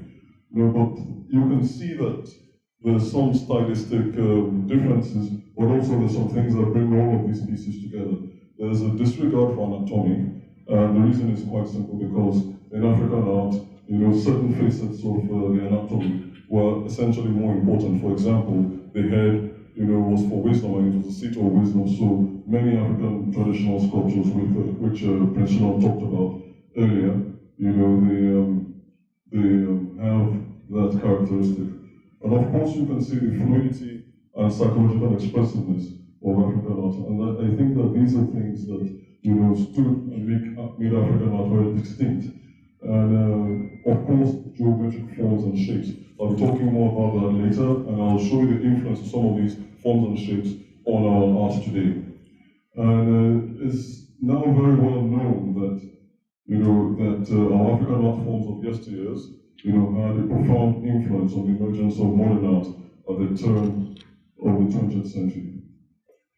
In Africa and indeed Nigeria, we had pioneers like Aino Onobulu, Akiola Lashako, Justice Akeredolu, and of course Benjamin, who engaged modernity on their own terms. That is a work by Aino Onobulu. Incidentally, he was Nigeria's first academically trained artist, and that is Adam and Eve. And you can see the realism, and you can see the academic formalism embedded in his work. That is a piece, is a thought carving by Justice Akeredolu. Now, what are the factors that affected modern art in Nigeria? Of course, colonialism, Christianity, rapid industrialization and technological advancement, Western patronage, and of course, formal education. These are major factors that ensure the spread of modern art in Nigeria. Well, Onobulu, as I mentioned, was the first academically trained artist in Nigeria, and he contributed a lot to modern art. But I'd like to say that modern art itself was a departure from all that calm academic realism. It was a break with that tradition. And that's why I'd like to agree with some scholars who have said that Enwonwu was the first who merged indigenous traditions with Western techniques, laying the philosophical foundations of modern Nigerian art.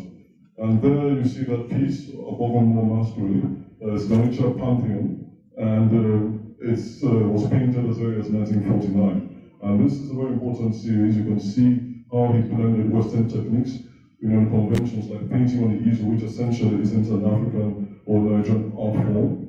But he was able to bring in indigenous traditions. You can see the Uli patterns in the masquerade. And this is 1949 pieces from his famous Africa Dance series. The establishment of universities, polytechnics, colleges of education led to the rise of many art schools, styles, movements in modern Nigerian art. The Zaria Art School, one of the oldest, I think Yabatek is the oldest, but I think Zaria Art School was established in 1959 at the Nigerian College of Art, Science and Technology, which later became the Ahmadu Bello University in Zaria. 1955, thank you for that. The theory of natural synthesis is indeed a significant period in Nigerian art history because members of the Zaria Art Society were able to formulate this theory, which was very important in Nigerian art history.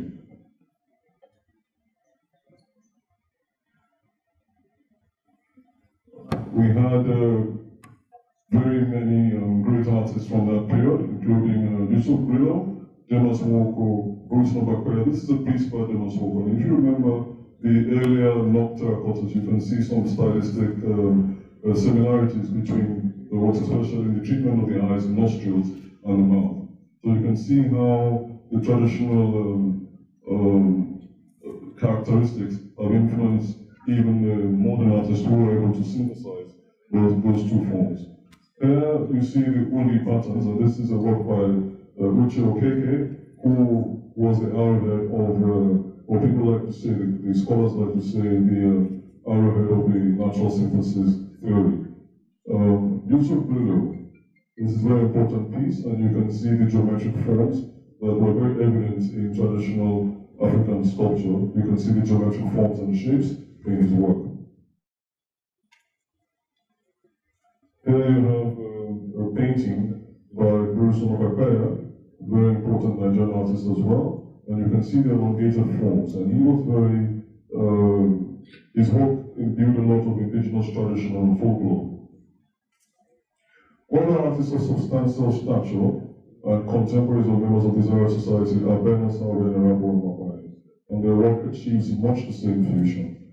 On the left, you've got a work by Bernard Salve, and yet again you see those geometric forms, especially in the face. You can see the nose, the treatment of the eyes, the jawline, and of course the neck. And on the right is an important piece also by Arabo Mapai. There again you see the beauty of the African traditional classical forms. Now, because of their pioneering contributions, these early modernists attract higher prices at auctions, both domestic auctions and international auctions. And many of the artists today have defined their practices against their successes. Important artists include David Dale and Kolade Yoshinobu. Later developments after the Zaire movement include the Abami Baba Sorel School. Running parallel to Amon's practice in Lagos, where the Oyekiti, I hope I got that right, workshops in the 1940s, led by fathers Frank Mahoney and Kevin Carroll. Important artists of this period include Arego and Labidi Fake. In Benin, all the developments were going on, and we had people like Ove Ida, later Felix Udubo, and Festus Idenhe reinterpreted the best of ancient Benin sculpture. Ida was trained in the Benin Palace under Oba Iweka. The Ostrobo workshops of the 1950s and 60s must also be mentioned. They were led by Uri Baya, and they produced work immersed in Yoruba legends and folklore. Artists of this period include Twin 77, Jimo Braimo, Moraino Oyelami, and Nika Kundalu Davis. That's an interesting piece by Jimo Braimo. Sorry, 277, and you can see his engagement with Yoruba mythology and folklore. This is Jimo Braimo. He used a lot of beadwork. He used a lot of beads in his work. Same engagement with Yoruba mythology and folklore. Contemporary Nigerian art. Well, in contemporary Nigerian art, the art produced today is largely pluralistic. And it's very interesting, and I think that's why there's so much global attention to Nigerian art. Here you have traditional forms, existing side by side with modern works, new media including photography and video, they all exist. Now, no one is more important than the other because they all describe our realities. They all document our existence and describe our realities. I think that art is very subjective, and that's what makes our art very rich because they all exist side by side, and it makes it so rich. And I've already mentioned some of the gods against me today, but I will just go. It's back on. Okay. Here we've got works by important Nigerian contemporary sculptor, Omenka today. He's doing extremely well on the local and international auctions. Here you can see the psychological expressiveness of traditional African sculpture. He's been able to reinterpret these in contemporary form. You can see how several phases of the human anatomy are stretched, pushed to abstraction to convey movement. You can see a lot of rhythm in his work, especially in the Bata dancer on the right.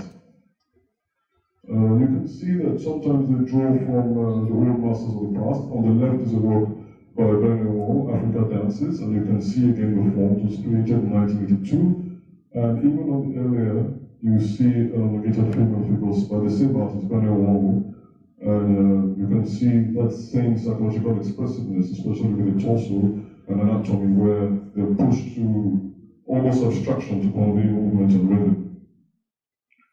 That's another work by Ruben Omenka. You can see how, the evolution of sculpture, especially in wood in Nigeria, has gone on. On the right, you've got Ruben Omenka again, and you can see that abstraction and how forms are being pushed to semi-abstraction. And these are works by another Nigerian artist, Omenka, and you can see the influence from the wall, and you can see how he's played with the torso this time, in conveying rhythm and movement.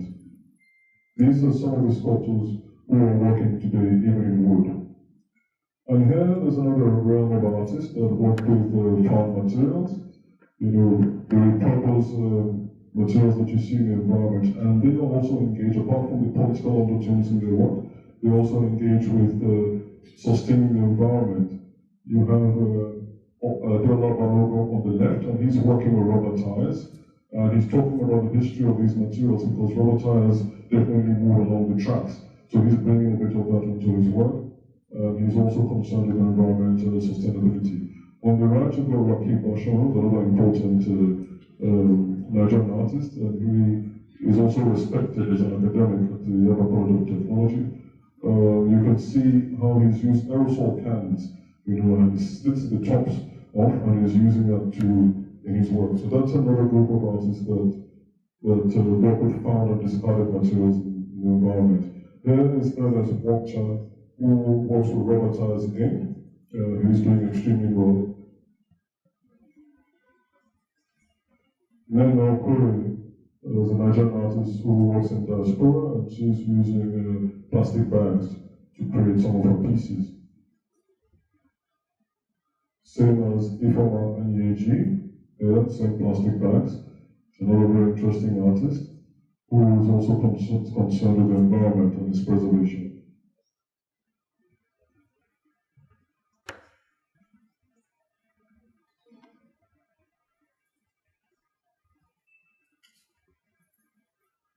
Here we've got Josh in Mesonye, and you can see he draws from comments that were first established from 1949 with the Ogonal masquerades. He's another important contemporary Nigerian painter. These are interpretations, and you can see how culture, I started off with a quote by one, you can see how culture has, they still draw links with the ancient roots. There's Duke Considere, and yet you can see the geometric forms and shapes evident in traditional African sculpture. Same as Tobu Aliki, look at the treatment of the eyes. You notice those sorts of eyes and the heavy eyelids in the Benin bronze head. He's another important contemporary painter. Bengal for yet again the same eyes, same geometric forms and shapes, made popular in traditional African sculpture. And this is another group of artists working today, very important artists that make use of ancient languages like Uli and Nsibidi. This is work by Victor Ebo, Victor Hikameno, Child of the Sky. This is yet another group of artists working in Nigeria today that work in the tradition of the iconic Bruce Nobakaya. This inspires Emorapa and Moses Onopa on the left, and you can see how he draws for Bruce Nobakaya on the right. There's also photography, and that's another important genre in Nigerian art that is coming of age. Some collectors still feel that it's early days yet, but I think that it's time that both collectors and investors start looking at photography, and Ade Adekola is doing extremely well in the local international scheme. Uche James Euroha, Pedro Latte She represents a group of artists that may not necessarily, show ancient traditions and styles in their works, but as I mentioned earlier, some of their themes are linked to our realities. They talk about contemporary African politics, they talk about the environment, they talk about gender, and these are issues that also touch on every Nigerian, indeed African. So they also, engage in our own social and political realities. Sokari Douglas Camp, well, she's an artist in diaspora, but you can see that she still has links with her roots here in Nigeria in this important piece that deals with the issues of the Niger Delta. Njideka, I think Hannah's touched on Njideka. I think she's breaking the records now for values of our work on the international market. She's another artist that works in diaspora as well. Well, need I go on? Nigerian art today is replete with several examples, all fueled by the increasing number of professionally run local galleries, domestic and international auction houses, non-profit spaces for the promotion. My first question to Ms. Shidon. You said that those of us, well, you pointed out that those of us who are buying traditional art are actually committing a crime. I didn't say that. You're saying that it's illegal. No, I didn't. We should watch out. Okay, that's fine. We should watch out. However, it may be that in our environment, it's those buying traditional art that are actually the last protection we need, because we know what's happening to traditional art all over Nigeria, where they're being burned and destroyed, and I just wondered whether you'd want to address that. So Anna Onyeri, during the Sotheby's was in the news about a week ago for saying that you were against designation or auctions of African art because you felt that it was creating a ghetto of African artists. And could you please talk to that here? Thank you very much. Well, I didn't say that when you buy traditional art, you are committing a criminal act. I said look at the law, that the definition of what is antiquities under section 32 of the National Commission of Museums and Antiquities includes traditional art, and all the provisions that govern selling and buying of antiquities, police coming to take care, they are all covered under this act, whether you call it traditional art or not, because the section under section 32C11 states clearly that any form of art that has been used for traditional ceremony, and also said any relic under section 32(1). So when you look at the total interpretation, I'm saying beware. Go and register your interest. That's what I said. I said the law is clear under section 33. Go and register your interest with the National Commission for Museum and Monument, and then you are protected. I didn't say that once you collect traditional art, you are committing a crime. I have traditional art. I have registered my interest, and nobody can come to my house to search my house. And so that is not what I said. I didn't say you are committing a crime. I'm telling you to please protect your interest. Simple. These artworks are being destroyed in society. So if you buy them, you are actually the one perhaps protecting them. I'm not looking at the morality of your activity. I was not asked to come and deliver lectures about morality. I was asked to come and deliver lectures about the implications of the law in collection. So when you want to talk about morality, I think it should be answered by somebody else. I'm really glad you asked me that question. The quote you referred to is from an article given for an interview given by our competition, actually. So that was an interview that was conducted with Christie's, who are the other major auction house internationally. And Christie's currently do not provide any expertise or any platforms for African artists at auction. And they threw that comment out there saying that we were ghettoising African art by having African art sales. I completely disagree with the statement. I really resent the term ghettoisation. I don't think that that's a statement or a term that's used with any other region of the world. Christie's have expert departments in Latin American art, in Chinese art, in Middle Eastern art, and therefore we also provide that same platform and that same expertise with the continent of Africa. And I'm very proud to do that, and I'm very proud to have brought so many more African artists to the secondary market internationally, which Christie's has said that they intend not to do that, that they will be including African art in their international art auctions, but I have not seen them do that so far.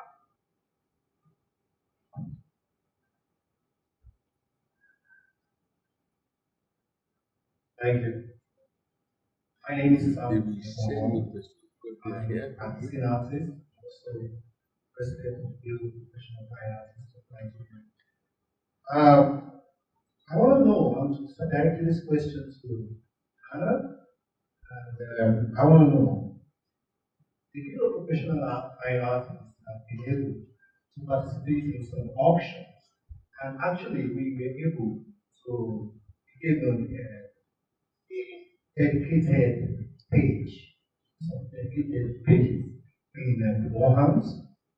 And I want to know if the Sotheby's is open to that kind of arrangement where a group of artists come and have dedicated pages, dedicated slots in your auctions. I see also that you have very few artists who have participated in your auctions already, and I understand that that's one of the reasons why you're here.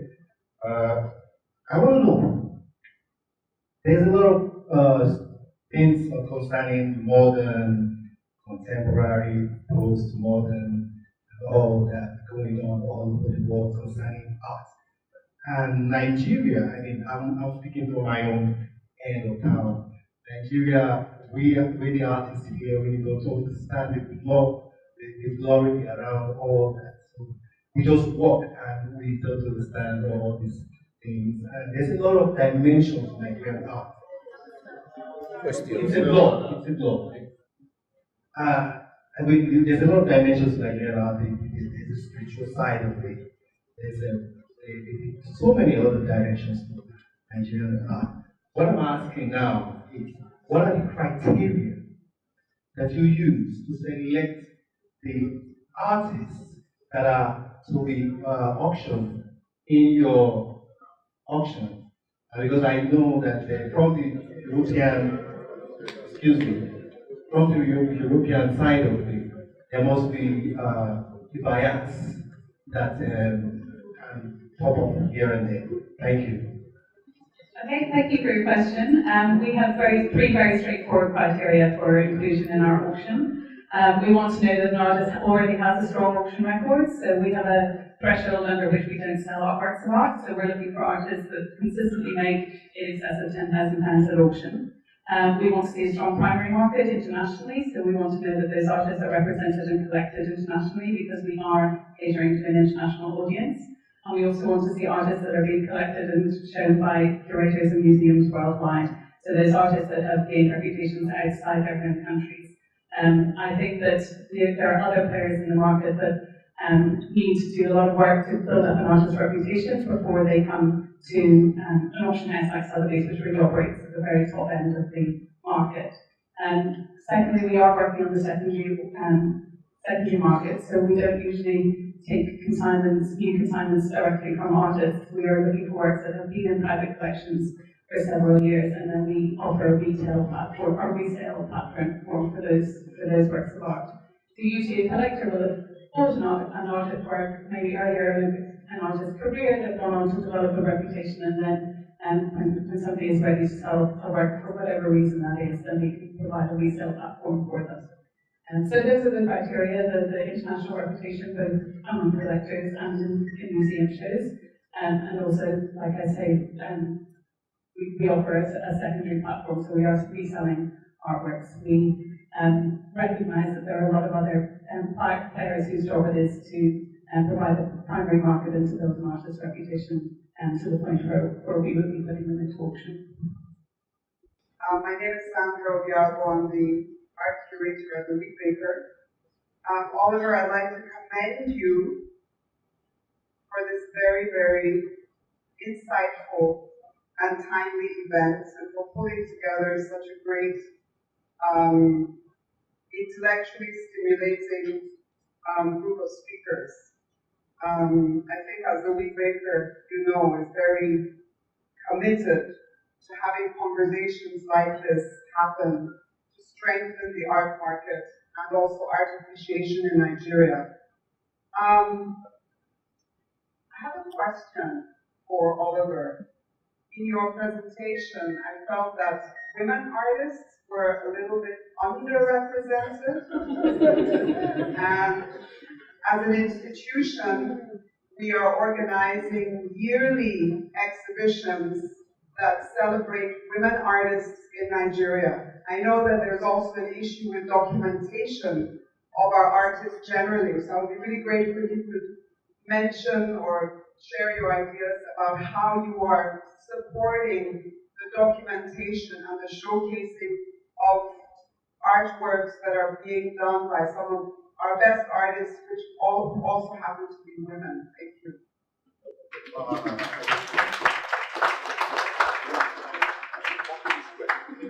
Thank you very much, Mrs. Obiago. Thank you very much. I think you're right. There wasn't underrepresentation in my presentation, so I'll agree with you on that point. But the truth about it is that Nigerian art is so rich that it's very, very difficult to put everything in just a 15-minute presentation. And I think that kudos to all the great artists here seated before me. I think that it's very exhaustive and it's a presentation that will probably last a couple of days if we're going to speak exhaustively about Nigerian art. But what is Omenka doing, or what am I doing, what is the Society of Nigerian Artists doing? Well, our membership is open to the Society of Nigerian Artists. Our membership is open to women artists. I talked a bit about a few Nigerian artists like Rachel Latishe, Jideka, Sokari, Douglas Camp. I mentioned them in my presentation. I also talked about Nick Kundayu Davis. We have exhibitions at Omenka Gallery in support of women artists.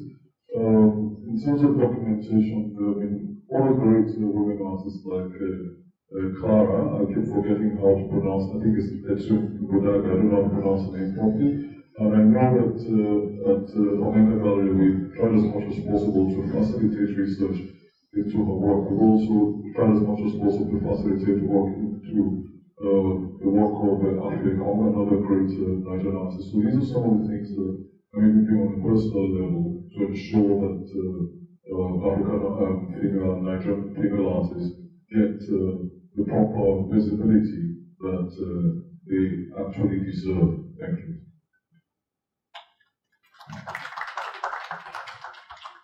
My name is Dr. Alabi, member of the Society of Nigerian Artists. My question goes to Anna and also the president of the Society of Nigerian Artists, Mr. Oliver. There's been so much said about modern and contemporary art. Are they one and the same, or are they two separate entities?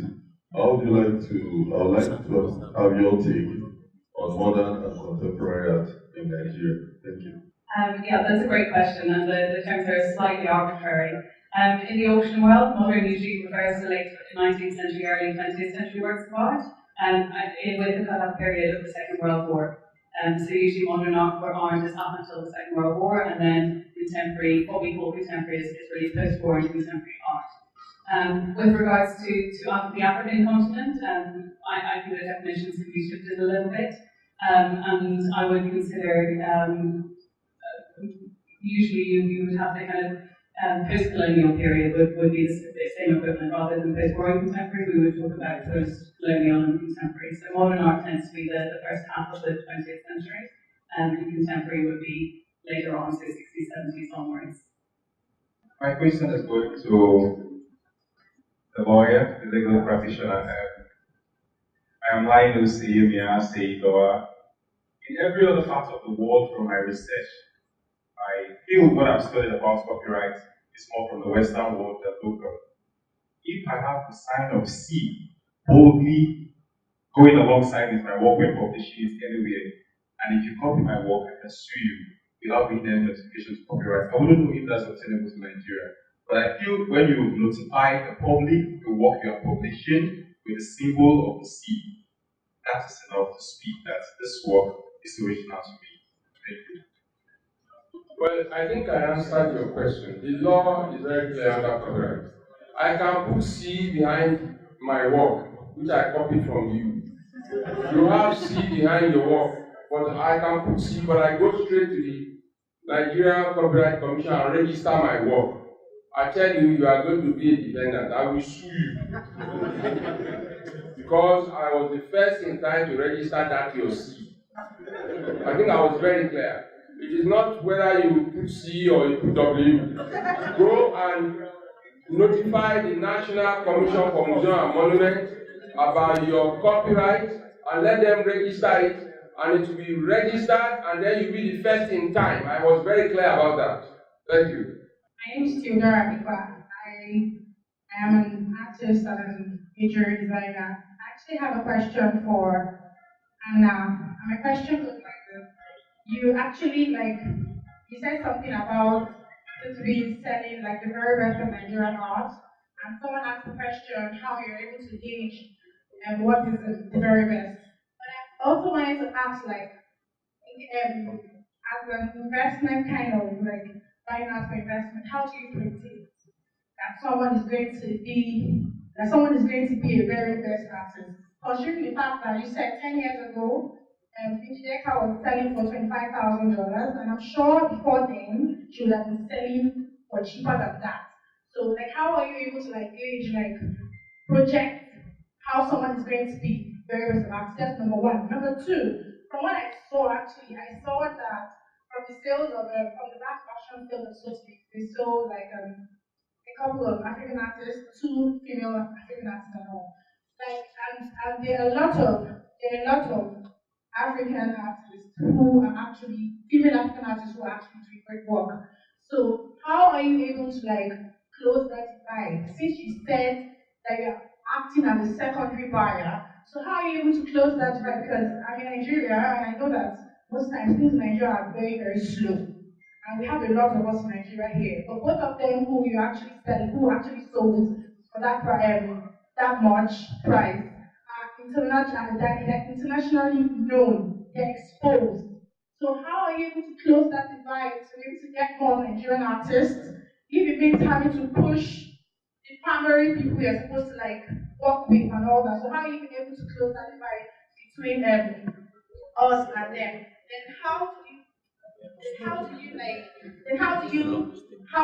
What are the plans that you have to engage more up and coming African artists, especially female artists? Thank you very much. Thank you. Your first question about predicting what artists are going to be big names in the future. I wish I could tell you. I wish I had a crystal ball, and then I would be a very, very rich person. It's impossible to tell. And I think actually that's where the question of patronage comes in, and I think that's a word that hasn't been used yet today. If you're a young artist starting out and you have somebody take a punt on you and buy one of your works in your very first sale, I think that's a really enormous statement to be making to that young artist. It's very encouraging. You may or may not make a profit on it as a buyer, but you are supporting a young artist in their career, you're keeping them in work, and you're hopefully encouraging them to go on and make greater artwork and keep in the business and become big well-known names in the long term. So I think patronage is incredibly important, and we should all be supporting young, unknown artists as well as looking at the great masters. Beyond that, I look at some of the factors I've mentioned already. I keep my eye on the primary market and constantly look for new and emerging artists that I like the aesthetics of what they're doing, but I also want to know what they are doing in their career. I think most artists don't want to be known as a Nigerian artist and big in the Nigerian art world. I think most artists want to be known as great contemporary artists, and I think most of them would love to be internationally known. And that's what we're trying to do on the secondary market, and that's what we're looking for in the artists that we represent. That does not mean you have to leave Nigeria to become an internationally known artist, and that's what I would like to see more of.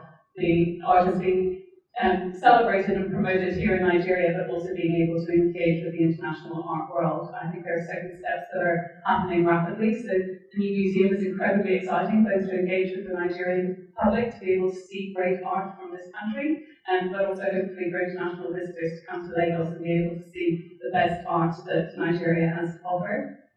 I think Nigeria's entry into the Venice Biennale last year was highly significant. That was the first time Nigeria has participated in what is celebrated as the greatest exhibition of art in the world. So there are these international, when I talk about the kind of international reputation, I really don't mean that an artist needs to leave Nigeria. I want to see more Nigerian artists living and practicing in this country, but gaining that international reputation. So those are the things that we look for the artists that we include in our auctions. We look for women as well as men. I think that's something that is a hot topic in the art world internationally at the moment, because we all know that women are underrepresented in the art world, both in museum collections, at auction, in the primary market as well, and there's also a gulf between the highest prices for male artists versus the highest prices for female artists. I'm very proud that the highest selling female artists alive today tend to be African, and funnily enough, all the top selling female artists featuring people like Njideka, like Judy Moretti from Ethiopia. These artists are selling for millions, and there are not many female artists who sell for millions in top distribution. So that's something that actually African artists are leading the way in representation of women in the art market. But of course, we have a long way to go, and we're working hard to make sure that we have better representation in our auctions as well.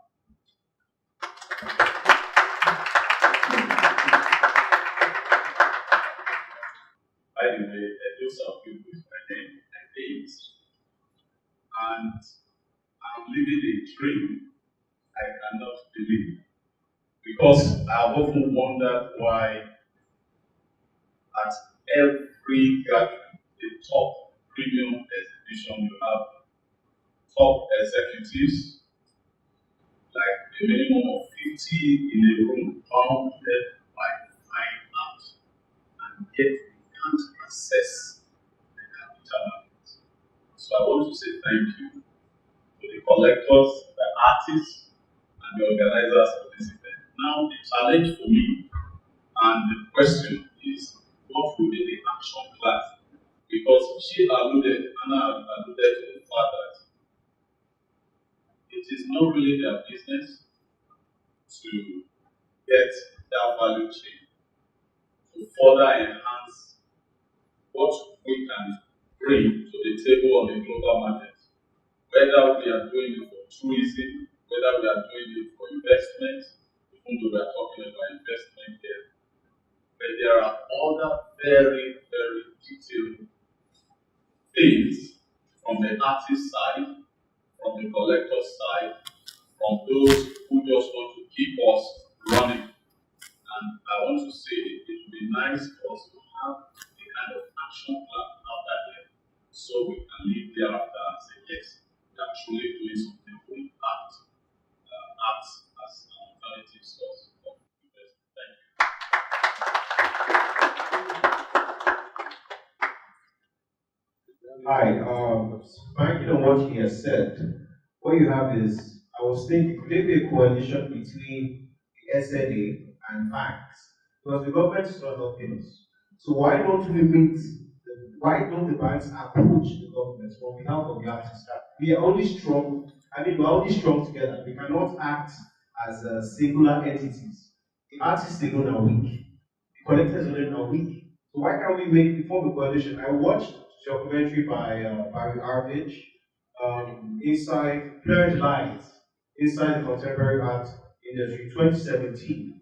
And what they said is most of the people that come to your auctions actually don't know about art.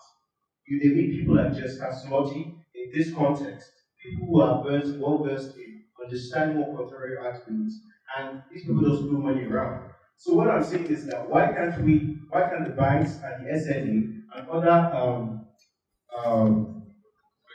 bodies and stakeholders, exactly like Mr. Jubril highlighted there, meet up together, form a coalition, and do something about this, because they are not going to help us develop our industry. From what I've seen, they are only going to help the singular people that break out of the system and are able to now show up on the international scene. So I think we developing this industry ourselves will only be better for us, firstly before them.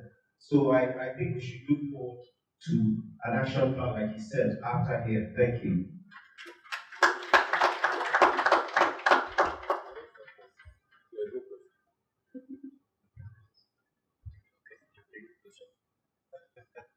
Good afternoon, ladies and gentlemen. My name is Moses Omohai.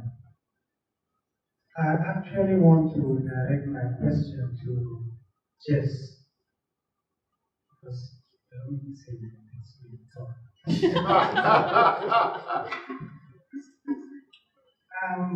Looking at the artist and what happens to him, the royalty issue.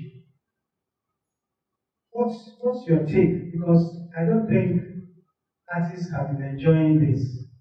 And I hear, like the prince has said, it's 7% that the artist should get as royalty when his work is sold at the auction or whatever.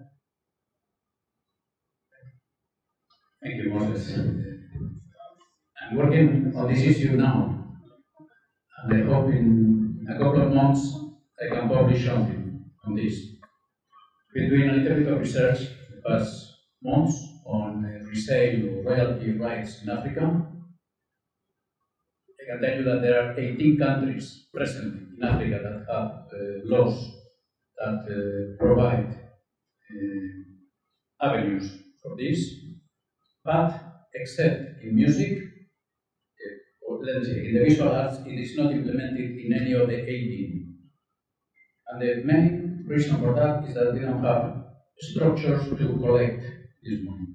In UK, in US have a very special arrangement for this, and they don't have resale rights. The US, they don't like it. They think that artworks are a commodity, like any other commodity. You buy it, you sell it. Don't come later on to me telling me that you want money. And they tried in California, and it was stopped. They don't have resale rights in the US. But in continental Europe, they have it. But this works if you have collecting societies that manage this process. We don't have them in Nigeria, we don't have them in other countries. So you need an organization that is set up to collect these royalties and then pass them to the artists. The day we, and I'm talking to several stakeholders on this to see whether we can push a little bit. And then you artists are not the people who think that the resale rights are good for artists. Some people think they are not. It's not so clear. I am in favor of it, and I think we should perhaps come together. I don't know at what level, how to do it, but we have to do something. But the key issue here are the collecting societies. I really appreciate all that have been shown out here today. Really gotten a lot of lessons from here. But my question was directed to Mr. Ibrahim, which have been treated and be handled by the use of people and my friend here. So I would like you to really take it as something very important to us as artists. Because we want to be able to take our work to the bank. So, okay, I need a book. Can I use this as a collateral? Yes. Can I use this as a collateral? So let's see how that works out with the bank. Because you have a segment which is asset valuation services. So let's see how that can be included in your asset valuation services. Then secondly, my second idea is directed to Engineer James issue. Someone once told me that to get a copyright register, in order to avoid all the bureaucracy and all stuff, just send a mail to yourself first. You send a mail to yourself, a mail of your work, the picture of your work. You send it to yourself. And that has a record for you. How effective is that for selling copyright? I think my communication is not getting deep. You can send mail to yourself. I can send mail to myself. I think I said it clearly. That yes, the law implies that you have already, the law protects your copyright.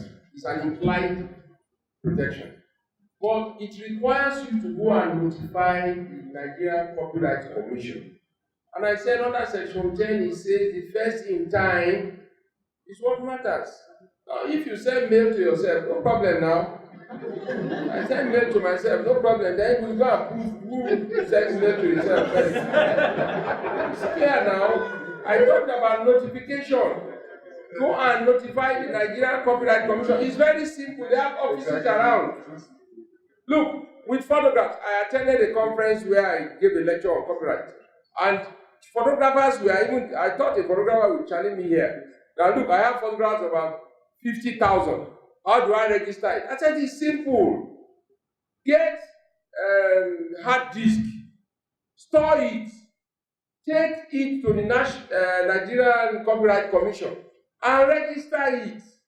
It's very simple. We are talking about registration of first in time. You can send mail to yourself. Please send 10 mails to yourself per day.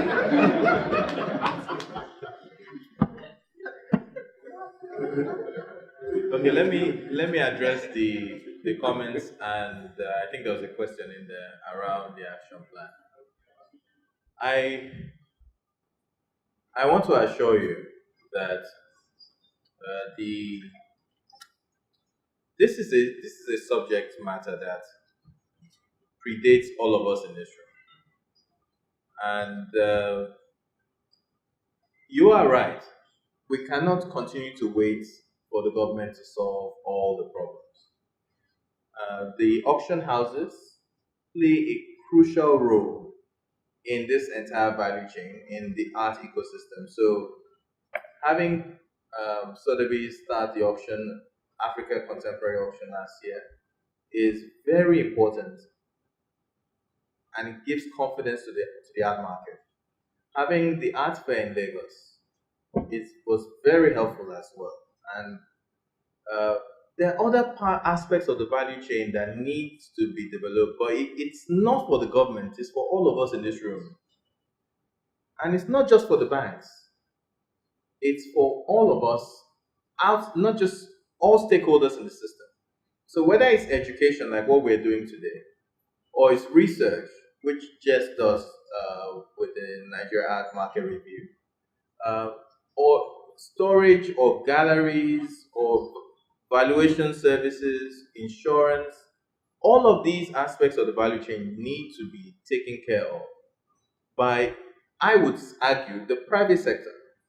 And it's only when all these pieces are put together, only then do lenders have sufficient confidence to consider even investing in financing art. And to talk about taking your art to the bank, I'm hoping that happens soon. But bear in mind, there will always be eligibility criteria. So it's not every piece of art that you'll be able to just take to the bank and say, I want to discount it, or I want to raise financing against it. So bear that in mind. But to answer your question, yes, there has to be action. But that action it could happen at a corporate level from professional bodies. But it has to be taken care of by the different stakeholders. But rest assured, it's something I personally am very interested in, and our organization as well, Zenith Asset Management, is something we're looking into. But you cannot operate outside your operating environment. So these restrictions will still catch up if we do not take care of them. If I may say something. I understand your position as artist. It's a problem, it's difficult. There's the danger of insisting too much on money. Offer value, you will see, they will go after you. Offer something new, offer something interesting. There are plenty of people, both locally and internationally, looking, searching, trying to find something of value, of real value, artistic value, offer something that has that value, you see people will come to you. You will not have to bother whether the government, whether the institution, whether the banks. People will come to you. Offer something of quality. That's the challenge that you have. It's true that we need structures, we need support systems that help you, artists. But at the end of the day, it's a matter of the quality of the work that you do. You do something that is really good, that is innovative, is good, people will come to you. Hello.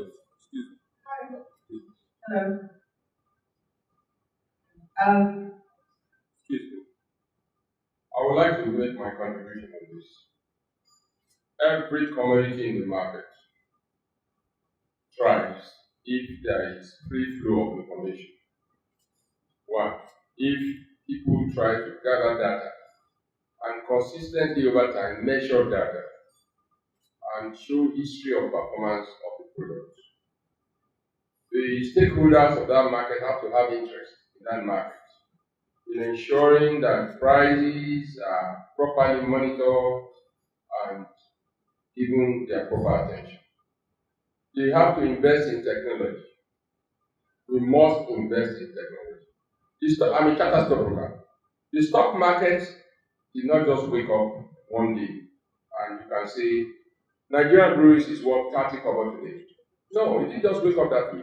Or Zenith Bank is worth, what's the price now? The pricing system is based on fundamental analysis. And the basis of fundamental analysis comes in when you have information that has been properly arranged over time, for which statistical deductions can be made to determine prices. You cannot just ask because you are an artist, you want to take your work to the bank. On what basis is the bank going to rate your work? The system of valuations have not been set in place.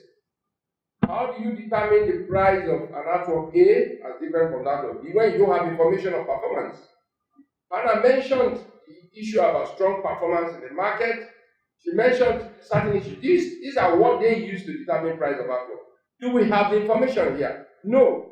To what extent are artists on their own organizing themselves to ensure that their market is properly organized and work in conjunction with other stakeholders in the banks, legal profession, in every other profession to ensure that this market is developed enough to collateralize art as a piece of investment. Thank you very much.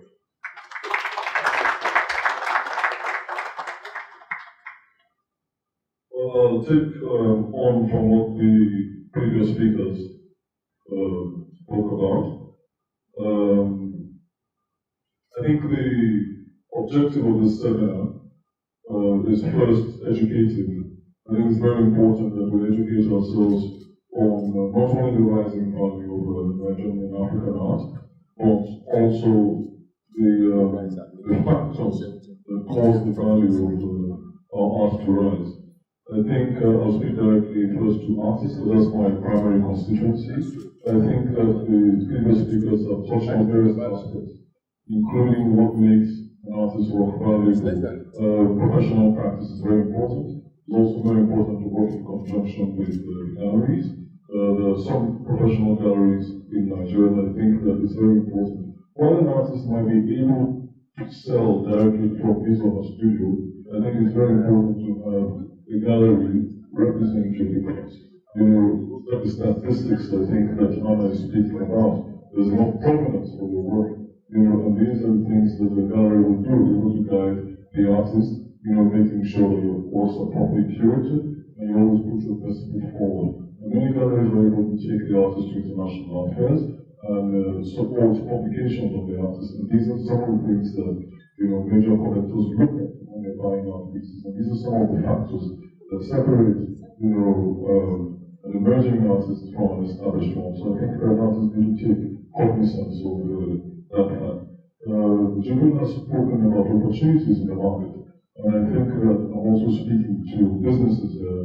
And I think apart from just the galleries that are there or the frame shops, I think there are opportunities for businesses there to go into statistics, for instance, the opportunities for businesses there, to go into storage of artworks, the opportunities for insurance companies to be established that deal specifically with insuring artworks. So think about all these opportunities because these are the things that actually form the structures for the market and make sure that our art is sustainable. And these prizes that we're achieving right now are not just flukes, but they are here to stay. I'll also speak, to the fact that the government, should also be listening in on this because it's high time that they go away from the reliance of oil as a model product. And it's high time that we look more deeply into the creative sector, especially the visual arts. With staggering prices for Nigerian artists, both on the local and international markets, it's about time that the government needs to pay more than just looking at our art as merely decorative. And this speaks to statistics, which will almost come together to collate.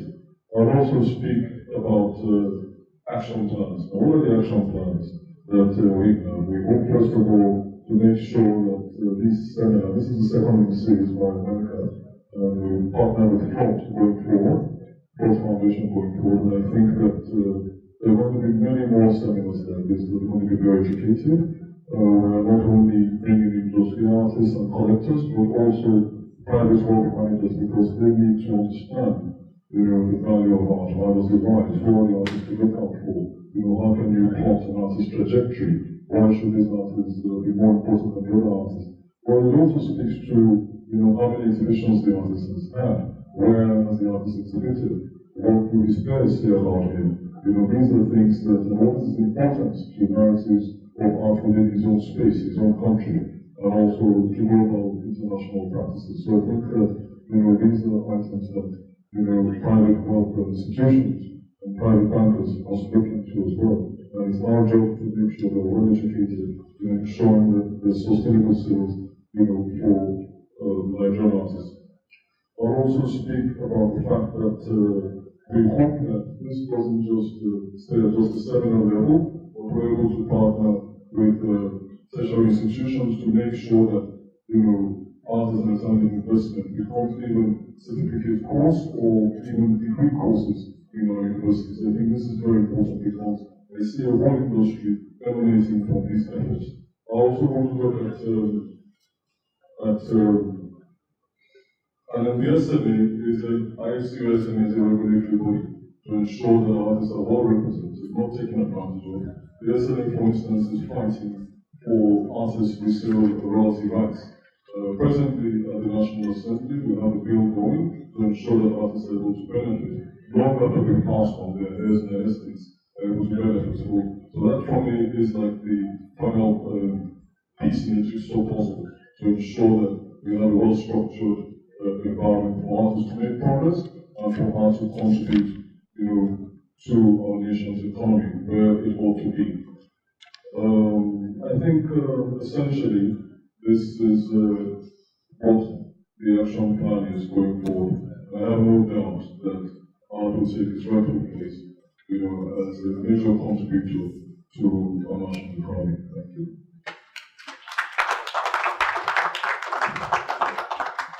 My name is Sam O'Brighty.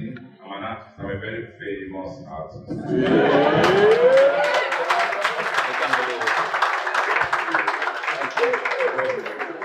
In music, which is also a branch of the arts, they don't look at your age. If you are whiskey and your music is good, they take it out so rock and you play and they give you the box. If your name sounds like a very great comedian and you are good, they take you anywhere and you charge them £1 million for 45 minutes comedy and they pay you and you go. It is only in Nigeria that you have to line up and wait for the late masters to leave. Two of us. So, when are we going to train, how will we be able to train the people who have the money to buy the art and support the art to know that creativity is not by age?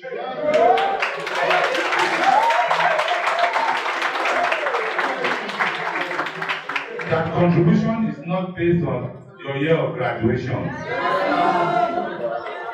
That art must begin to be seen based on the contribution of the artist creatively. What is your contribution? It's not how many years. So I'm just asking. I think this question should go to the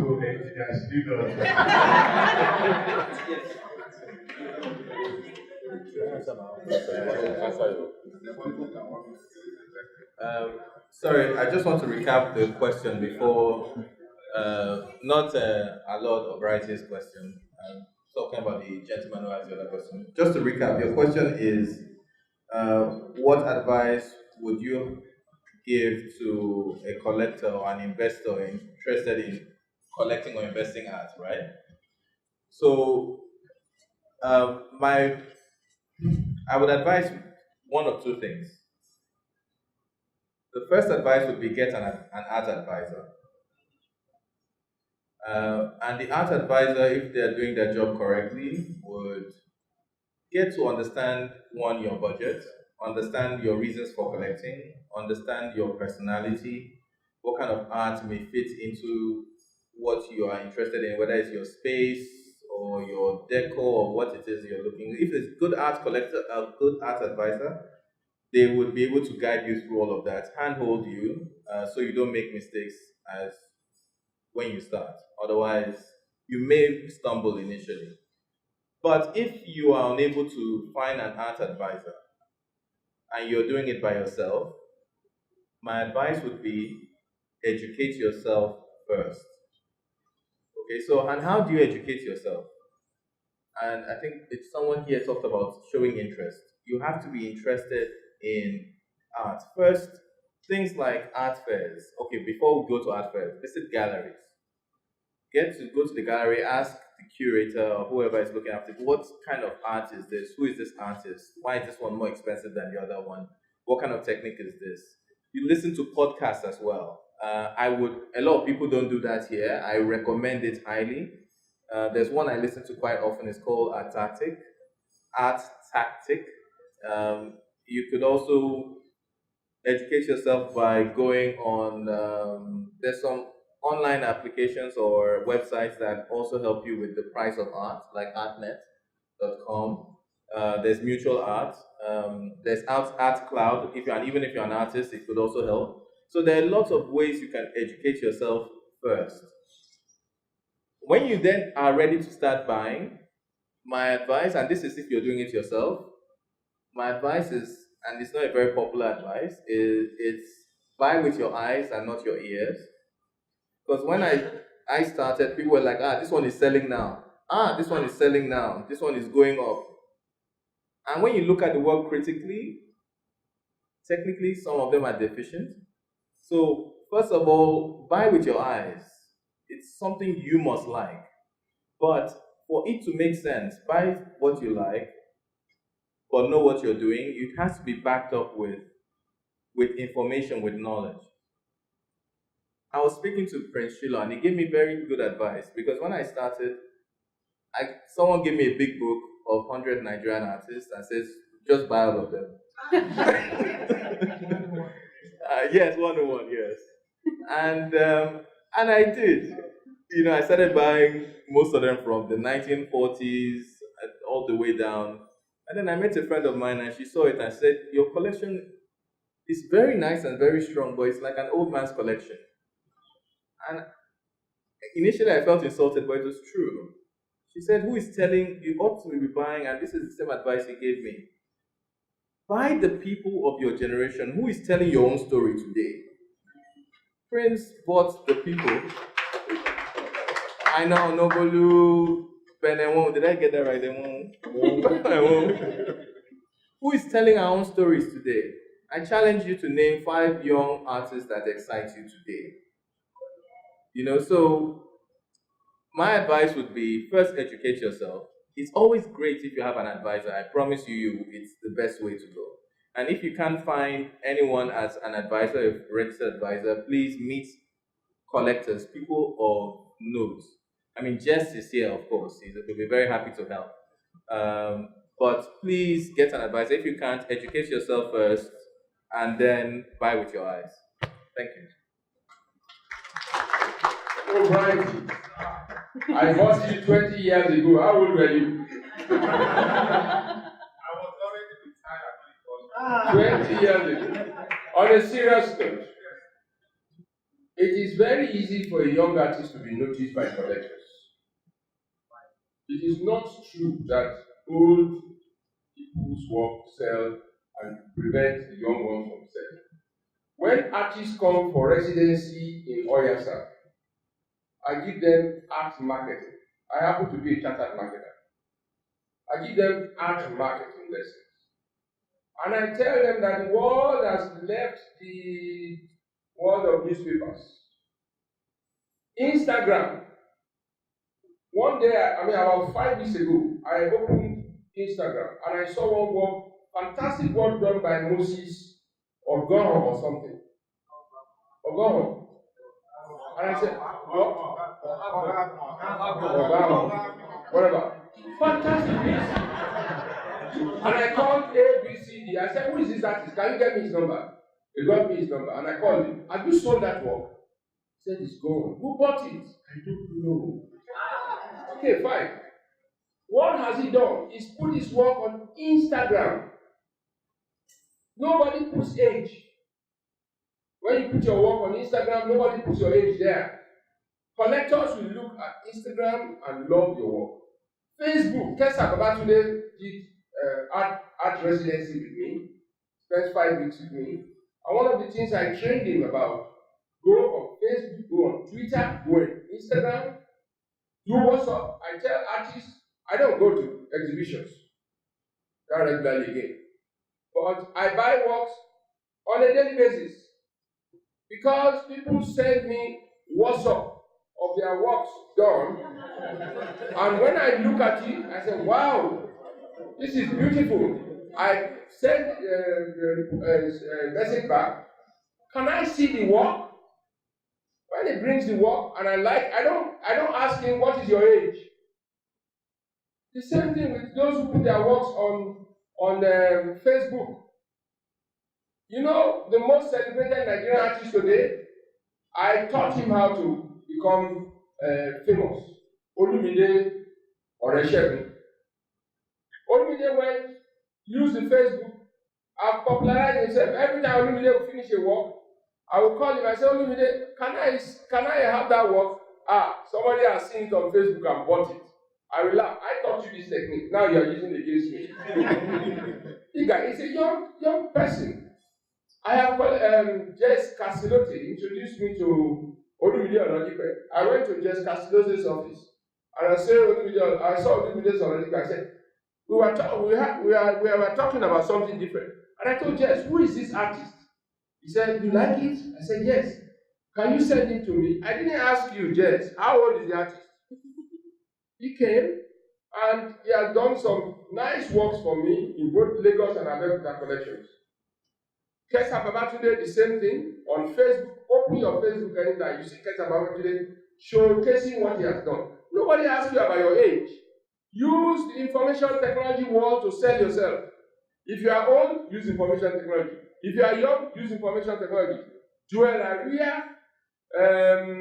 Endurance Omenka, Abiodun Ahmed, Stacy Okparabero is here.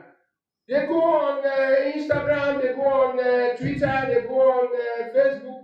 Take advantage of it and forget about your age. Thank you very much.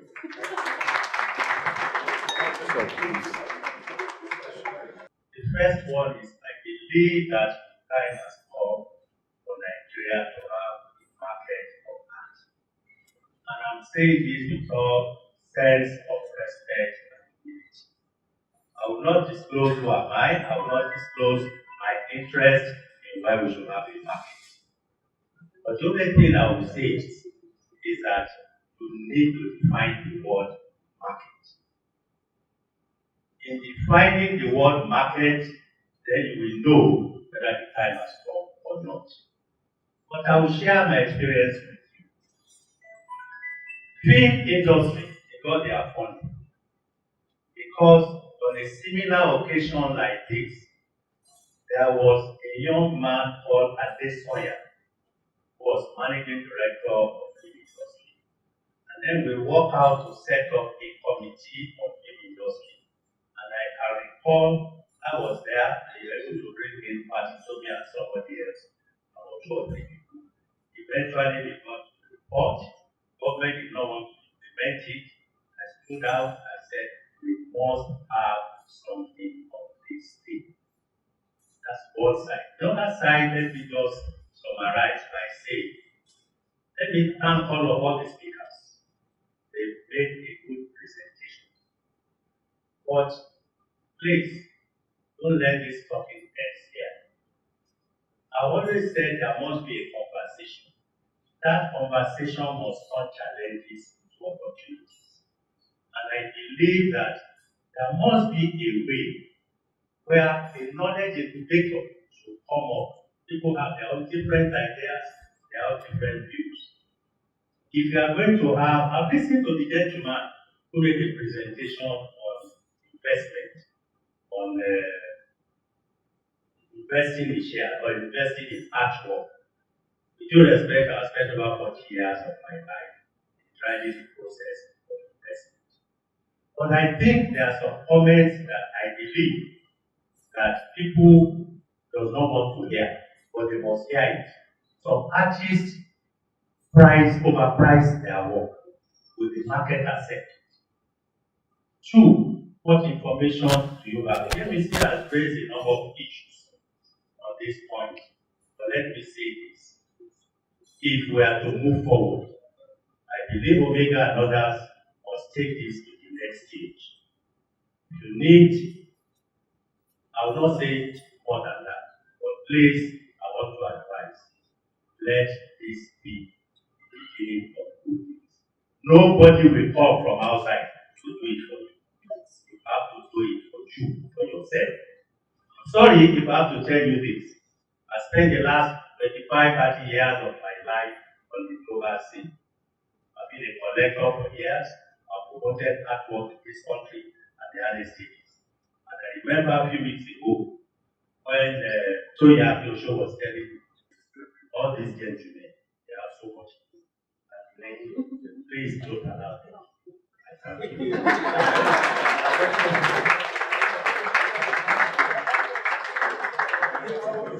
Thank you, everybody. Challenge is in your hand now. I'm sorry if we're not able to get to all of them. But the panelists will be around so you can walk up to them and ask them. All right, I'd like to introduce Oliver to the board of thanks. Thank you very much. It's been a very exciting and educative afternoon. I think we've all learned so much.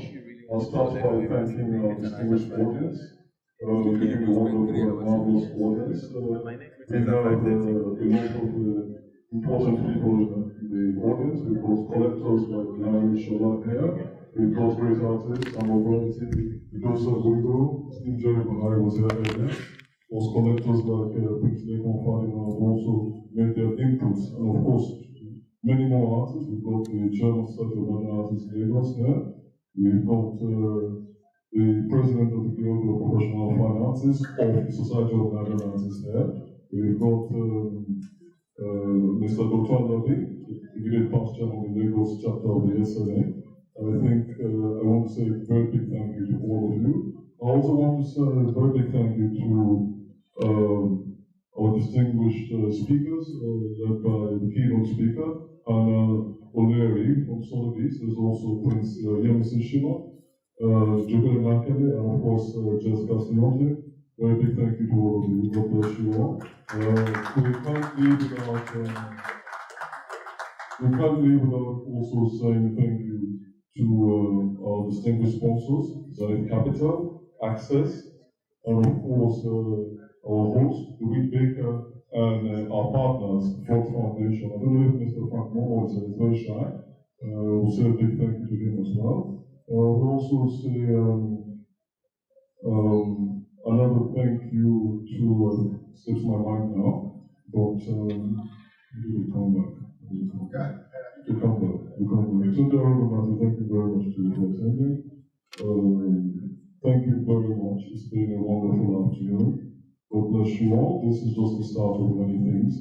And I think that it's time that, like I said earlier, and I keep reiterating that point, that the visual arts takes its proper place as a viable tool for building our national economy. Thank you very much.